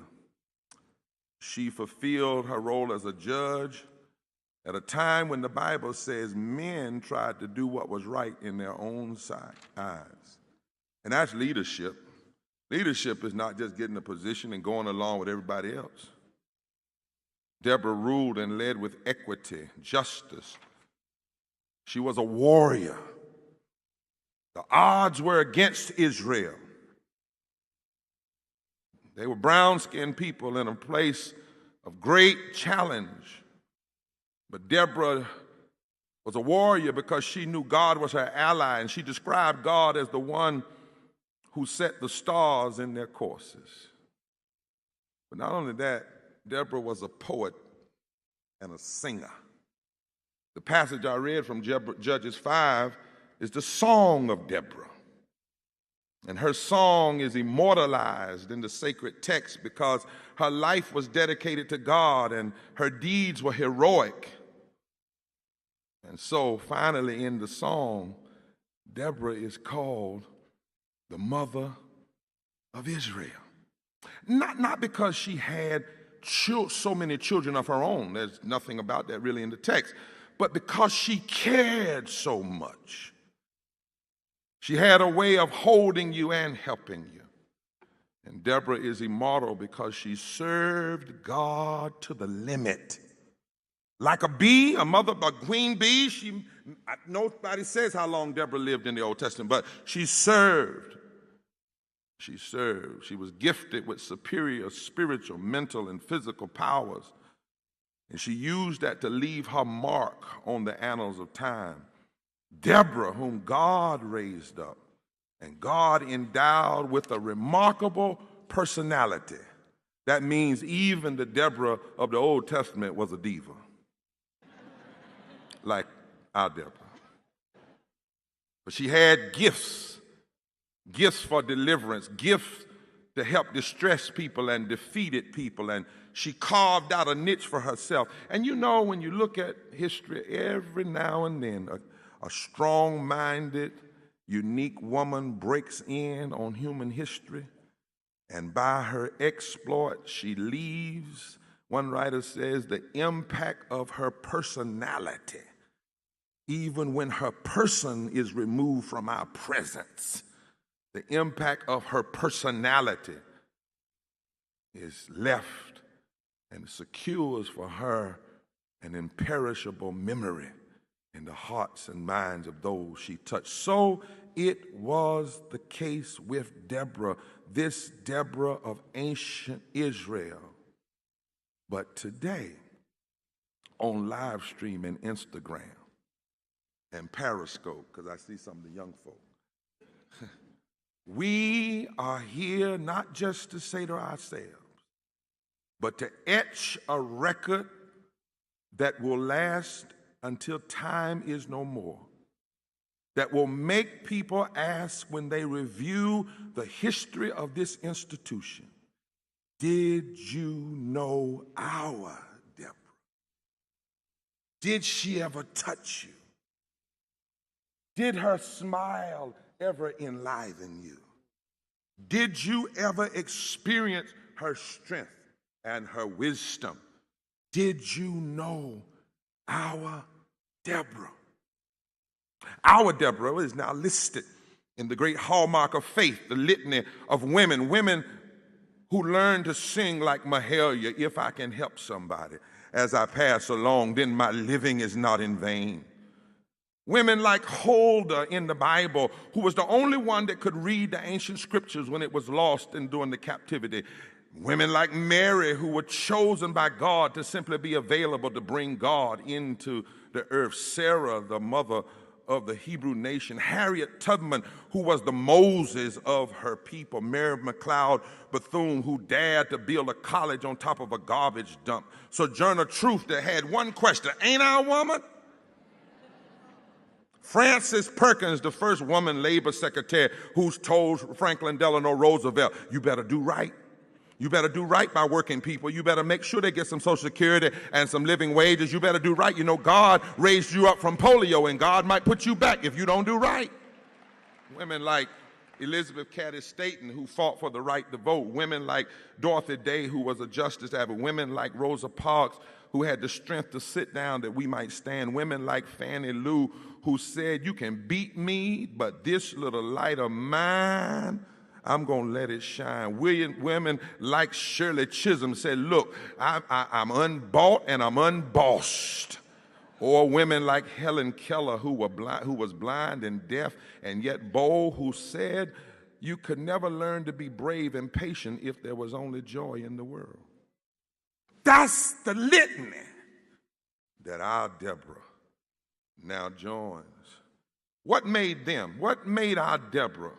It's not how long they lived. Notice in that litany, I did not call intentionally any span of time between their birth, death day and their death day, because that's not what gets you in that litany.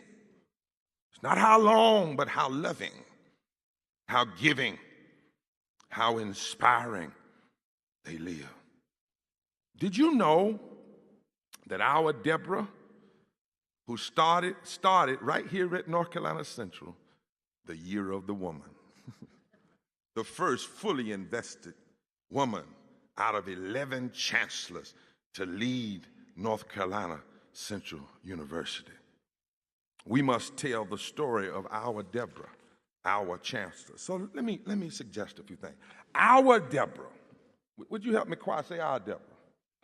Yeah, I want y'all to loosen up in here a little bit. Say our Debra. That's right. Our Debra was a prophetess. Now, I know y'all didn't know that. You might not have used that language around here, but she was a prophetess, and I have authority to use that at North Carolina Central, since this used to be Chautauqua, where ministers were trained, and where the first president did not see any contradiction between being a preacher and a pharmacist. She was a prophetess. Now, by prophetess, like I said, I don't mean that foolish stuff you see on some of these TV stations. By prophetess, I mean she had a vision for equality and justice. She didn't come to NCCU to maintain the status quo. And I know this, that Debra, our Debra, was nice, but she would even challenge legislators who might cut their funds, but she would rather challenge them and know she did the right thing than go along just to get along. That's a prophet.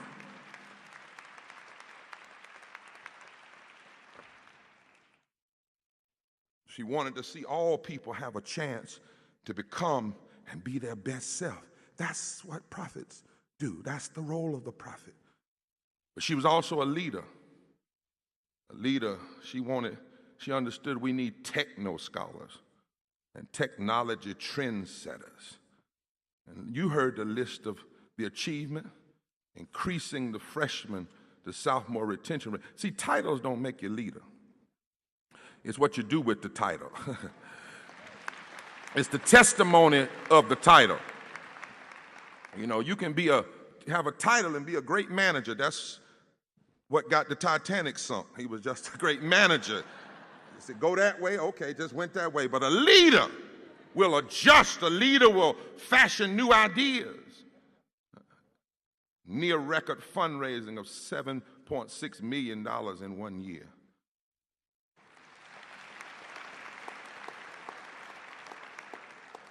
Got faculty so fired up about where they teach that they went from giving 19% to 76% increase. When she came, folk were wondering what's going to happen, the HBCUs, what's going to happen with the budgets, because budgets were being cut. But even with those challenges, she helped to overcome it. Grew enrollment by 4.3%, with more than 1,500 first-year and transferring students registering for 2015 and 16. Creating the Triangle's first dual enrollment residential transfer program. Opening a fabrication laboratory.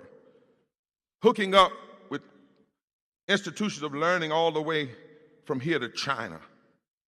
Connecting physics and engineering and dual degree programs with North Carolina State and other institutions. That's our Debra. That's leadership. So much a leader, I might get hurt for this, but I'm going to say it anyway. I got a daughter around here. They call her Mini-Me. She'll debate anybody. I don't know where she is in here. She graduates in 2 weeks or next week. And on the 10th, she's about this high, but she stands in stature about this high. She was going to leave in May with 1 degree. She was so moved and so attracted by this institution and the leader of this institution. She said, Dad, I think I'll go on and get me a double degree. And so she graduates with a 3.9 next week. But I credit the kind of atmosphere and the kind of courage and leadership of our Debra. Our Debra was an agitator. Y'all know she was an agitator. How many folk on the executive staff met with her regular? Raise your hand. Raise your hand. How many faculty met with her? You know what you got to do after this celebration, right? Get it together. Is that what she told you? Huh? Get it together. Is that right? That's agitation. She didn't just accept mediocrity. She said, I want ego excellence squared to the second power. I wish I had some folk who knew about real church talk back to me in here. We must tell the story of our Debra, Madam President. Our Debra. See, she couldn't help but be a warrior because she was born in wartime. Let's get that clear and I'm through. Look the date, 1957. That means she was born 3 years after the Brown versus Board of Education decision, but in a time when Virginia and North Carolina were still trying to not abide by that decision. She was born as a black woman in struggle. She was born in Virginia at a time when people still wanted the old way of segregation, even though the courts had ruled. She was born in a time that people didn't want to honor the content of character. She came up having to battle. The year of her birth, 1957, 6 years before the March on Washington. 8 years before we had a protected voting rights. 7 years before the Civil Rights Act. The year she was born, Strom Thurmond, in the name of the so-called American way, said he was working to keep America great. The year she was born, Strom Thurmond filibustered for 24 hours the 1957 Civil Rights Act. He said this bill will visit oppression on the South and harm America itself.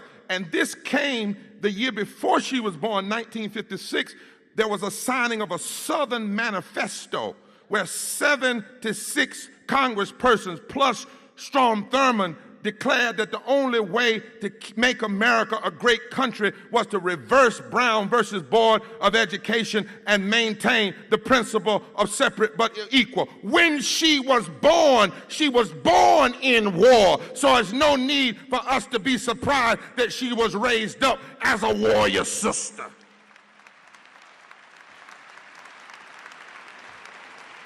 Oh yeah. She came to NCCU in a time when some wanted to shut and cut funding to HBCUs. But she battled and fought victoriously. She was committed, our Debra. She knew how, I'm just a real preacher, she knew how, despite criticism, to stay focused. Because she understood when you really want to make a difference, some people don't care if you're sick with cancer, they'll still try to criticize you. They'll still try to malign your name. It doesn't matter. But she knew what Mother Teresa knew. People are often unreasonable, irrational, and self-centered, but forgive them anyway.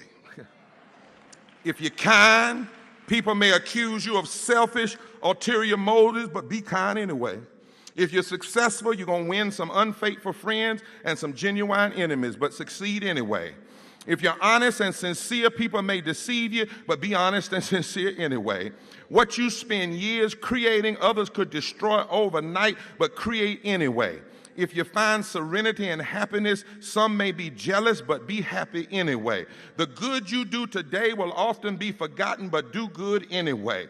Give the best you have, and it will never be enough for some people, but give your best anyway, because in the final analysis, it's between you and God and not them anyway. She was a warrior.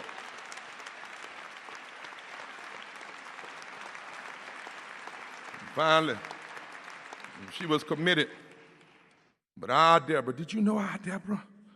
When I talked to her, she was inspiring. She showed us how to face life with grace. She showed us a little black girl magic.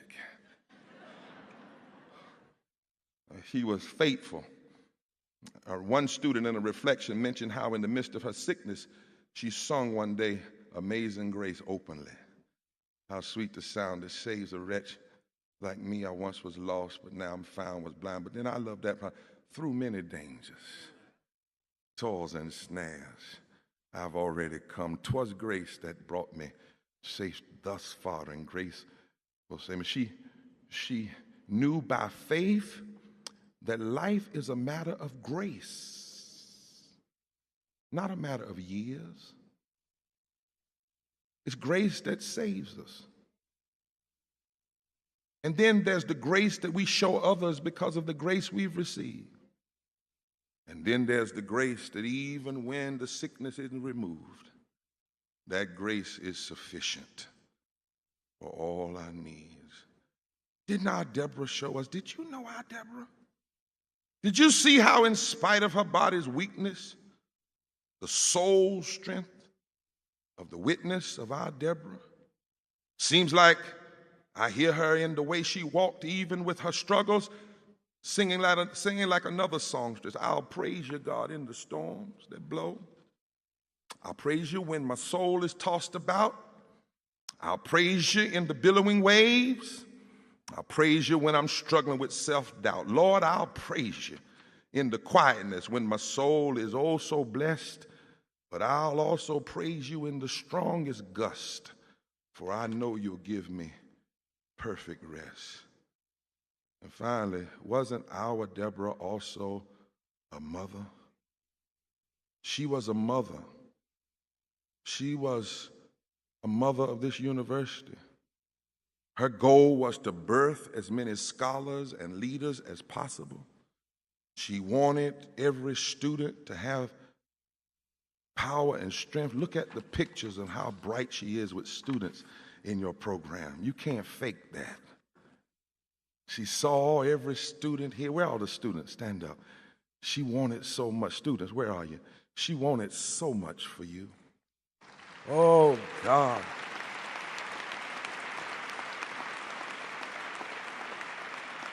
She believed. She wanted every student to have what NDRE sang, strength, courage, and wisdom. She wanted every student to say, inside my head, there lives a dream that I want to see in the sun. Behind my eyes, there lives a me that I've been hiding for much too long, because I've been too afraid to let it show, because I'm scared of the judgment that might follow, always putting off my living for tomorrow. But it's time to step out on faith. I got to show my faith. She wanted you to say, it's been elusive for so long, but freedom is mine today. I got to step out on faith. It's time to show my faith. Procrastination had me down, but look what I have found. I've found strength. I've found courage. I've found wisdom, and it's been inside me all along. Strength, courage, and wisdom inside me all along. Behind my pride, there lives in me that knows humility. Inside my voice, there is a soul, and inside my soul, there is a voice. But I've been too afraid to make a choice because I'm scared of the things that I might be missing, running too fast to stop to listen. But it's time that I step out on faith. I got to show my faith. It's been elusive for too long, but freedom is mine today. I've got to step out on faith. It's time to show my faith. Procrastination had me down, but look at what I've found. Strength, courage, and wisdom. Our Debra wanted you to step out on faith. And my God, wasn't she full of strength and full of courage and full of wisdom? She walked in strength and courage and wisdom. She lived in strength and courage and wisdom. She prayed in strength and courage and wisdom. She sang in strength and courage and wisdom. She inspired us in strength and courage and wisdom. And she even died with strength and courage and wisdom. And now she's among the great cloud of witnesses cheering us on to have strength and courage and wisdom. So if you knew our Debra, if you want to honor our Debra, if you want to pay respect to our Debra, our chancellor, then if you want to follow her, then I tell you what you need to do. Fully fund HBCUs. If you want to follow our Debra, support public education. If you want to follow our Debra, don't let corporations spend less money on their loans than students spend on their college loans. If you want to follow her with strength and courage and wisdom, and believe that every student is special. If you want to follow our Debra, pay professors what they deserve. If you want to follow our Debra, send your children to North Carolina Central University. If you want to follow our Debra, give some money back to this school. If you want to follow our Debra in every way from now until the time you die, don't know when it might be, but you ought to live and breathe strength and courage and wisdom. That's the only way we can move forward. If you know our Debra, if you made it in the corporate world and you want to follow our Debra, come on back home to North Carolina Central and help us. I don't know, you might have 3 years too. You might only have 59 years. But if you want to follow our Debra, use every minute that you have. Don't worry about when you're going to die. Just keep right on living while you got a chance and bless somebody's life. I got to go to my seat now. I told y'all that Debra was a bee, and she was, but she was also an eagle. And I want y'all to understand one thing about an eagle. Eagles, the Bible says,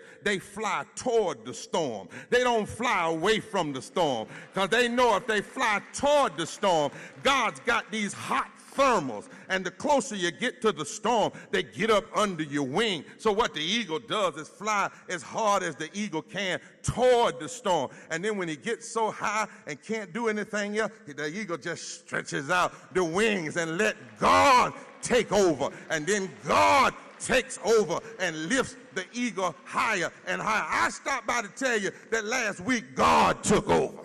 Lord have mercy. He decided to let your mama soar a little higher. And there's one more scripture. It says, and the eagles shall renew their strength. You got to understand, she might have died, but the wings and the feathers of every eagle has to die so that they can get some new feathers. Lord have mercy. I don't know what's wrong with me, but I'm feeling right preacher here. She had to die, but God renews her strength. I want to tell you right now, no more cancer. God has renewed her strength. No more pain.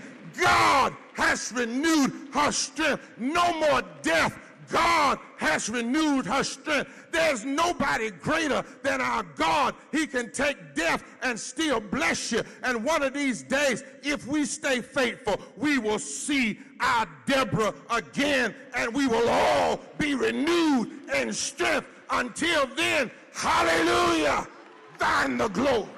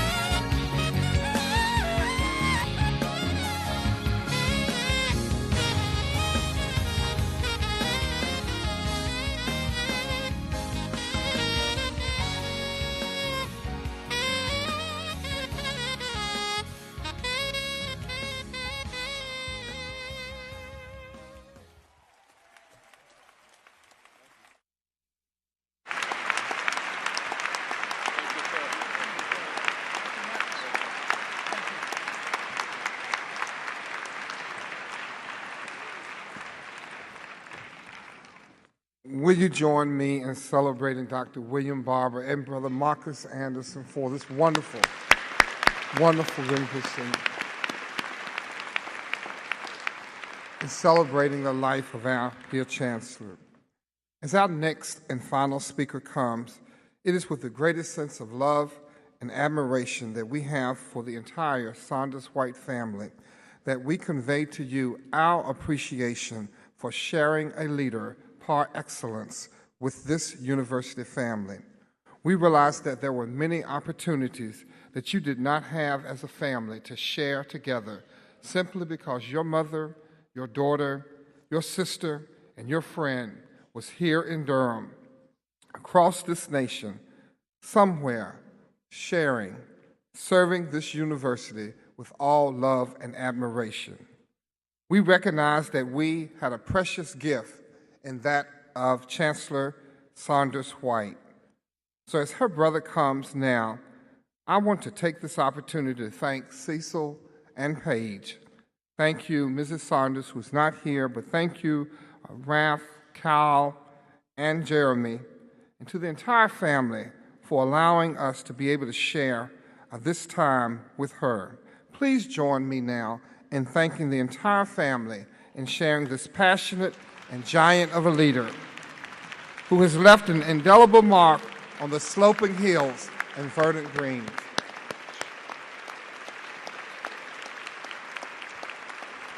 Ralph, if you would come at this time.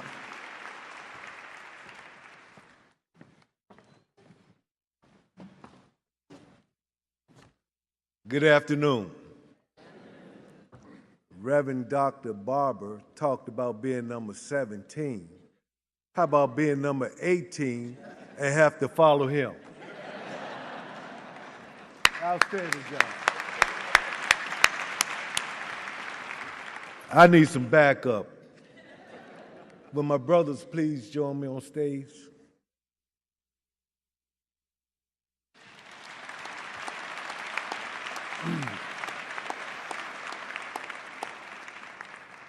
As they join me, I'd like to say on behalf of the Saunders White family, we'd like to thank you for the outpouring of love during this most difficult time.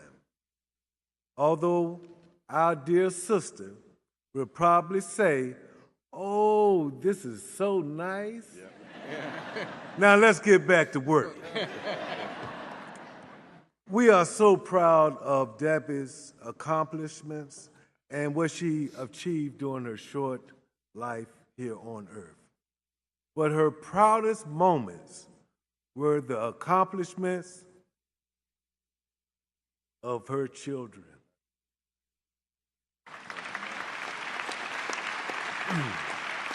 Paige and CW. Paige, I remember receiving a phone call late October. Your mother's health had started to decline. And the phone rang at 12:30 in the morning. I picked it up and I seen CW. I say, "Hey, CW, this is Debbie. Guess what? Paige just passed the New York bar. Isn't that amazing news?" When you two achieve, that gave her more reason to live. For that, we are all eternally grateful for. And CW, your mom was so proud of you starting your career out on Wall Street. She didn't want you to take FMLA. That's the type of person she was. But let me tell you, I cannot tell you how many times she shared with me how grateful she was that you were there by her side. There are not many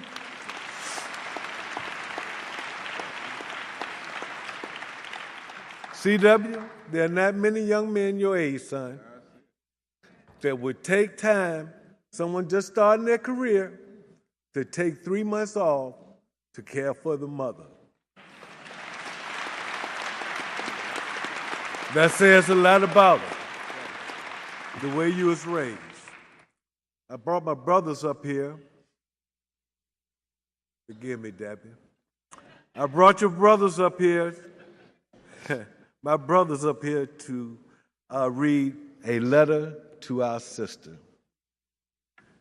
Dear Debbie, on April 4th, 2014, I stood on this very stage celebrating your installation as the 11th Chancellor of North Carolina Central University. Today,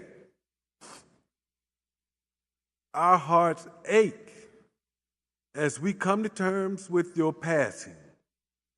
We take comfort in knowing that you are pain-free and in the arms of our Father.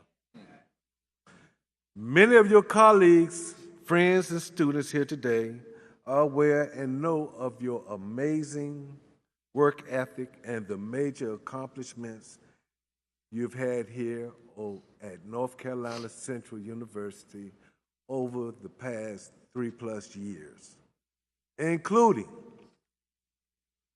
being named the HBCU of the Year by HBCU Digest this past July. Let me share you a quick story about that.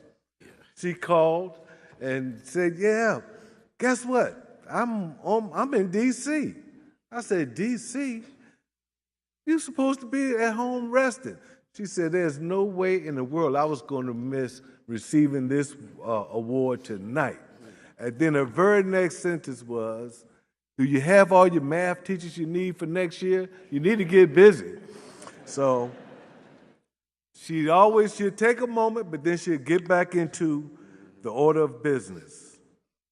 Debbie, we are grateful for over 50+ years of memories that are etched in our hearts and minds forever. God made us kin, but love made us family. They don't know while a teenager, you developed that strong work ethic by always having a job, whether it was waiting tables or working at a fast food restaurant. They didn't know that you were a DuPont scholar when you entered UVA and was the president of the Black Student Alliance there. Debbie, they don't know that you were an outstanding high school track athlete, winning many awards, and was so fast, they named your relay team the Sizzling Sisters. They don't know how you directed church plays by recruiting all the kids in the neighborhood to participate, whether we wanted to or not. Now, growing up, her favorite group was the Jackson 5. They don't know, while a teenager, you received a phone call on a Saturday afternoon as she was sitting in the kitchen. My mother was, I guess you know what a hot comb is. She put the hot comb on half her hair and got a call that said that the Jackson 5 was at Buckrow Beach. She jumped up and ran, how far is it? Good mile and a half. All the way to Buckrow Beach to meet the Jackson 5. They were there. She wanted to meet Jermaine. I didn't have the heart to tell her that, you met him, but half your hair was slick. The other side, you had an afro puff. They don't know how Roger taught you how to sneak in the house after breaking curfew by turning off your car engine 2 houses before you reach home and just coast in the driveway. Right now, Debbie telling me to stop, so I'm going to stop. But our dear Debbie, they do know that since your arrival here at NCCU over 3 years ago, that you embraced this university and community with all your heart and soul. Your students knew that you genuinely cared about them, and Eagle excellence was your expectation. You gave them your best every day. Debbie, you were the consummate big and little sister. And our dear sister, you have fought the good fight, you have finished the race, and have remained faithful. And in your words, no worries. Rest in peace, our dear sister. You have earned your wings. Soar, dear sister, soar. We love you more.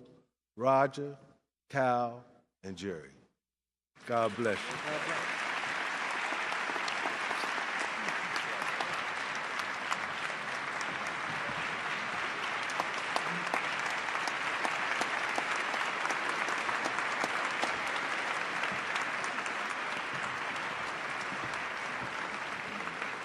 Let us remain standing as we shall share in our alma mater will be led now at this time, and we shall sing the first stanza.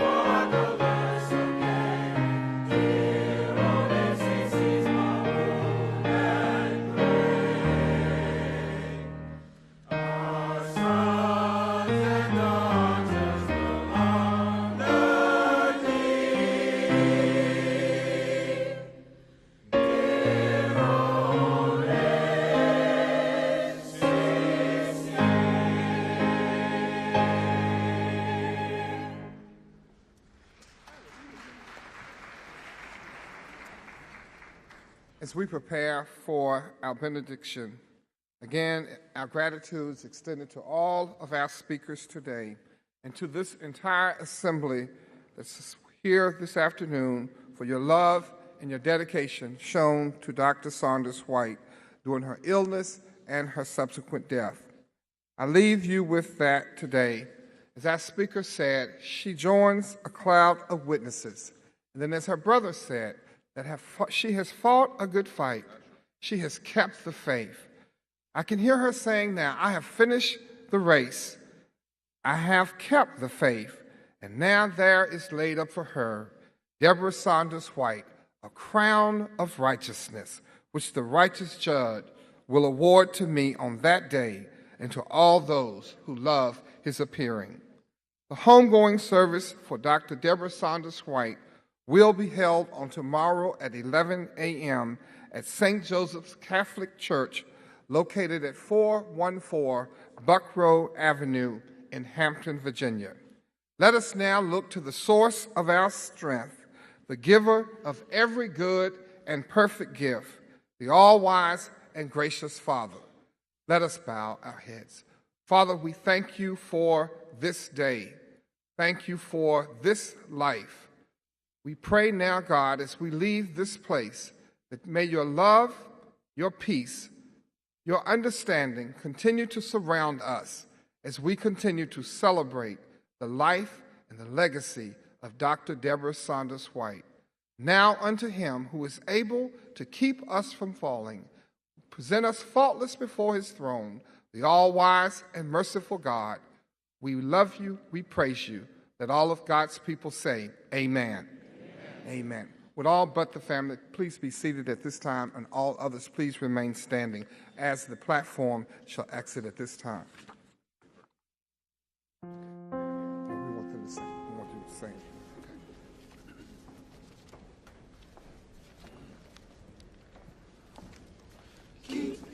lamps trimmed and burning. Keep your lamps trimmed and burning. Keep your lamps trimmed and burning. The time is drawing nigh. Keep your lamps trimmed and burning. Keep your lamps trimmed and burning. Keep your lamps trimmed and burning. The time is drawing nigh. Children, weary, children, weary, children, weary, till your work is done. Children, weary, children, weary, children, weary, till your work is done. Christian journey soon be over. Christian journey soon be over. Christian journey soon be over. The time is drawing nigh. Christian journey soon be over. Christian journey soon be over. Christian journey soon be over. The time is drawing nigh. Keep your lamps trimmed and burning. Keep your lamps trimmed and burning. Keep your lamps trimmed and burning. The time is drawing nigh. Keep your lamps trimmed and burning. Keep your lamps trimmed and burning. Keep your lamps trimmed and burning. The time is drawing nigh. Children,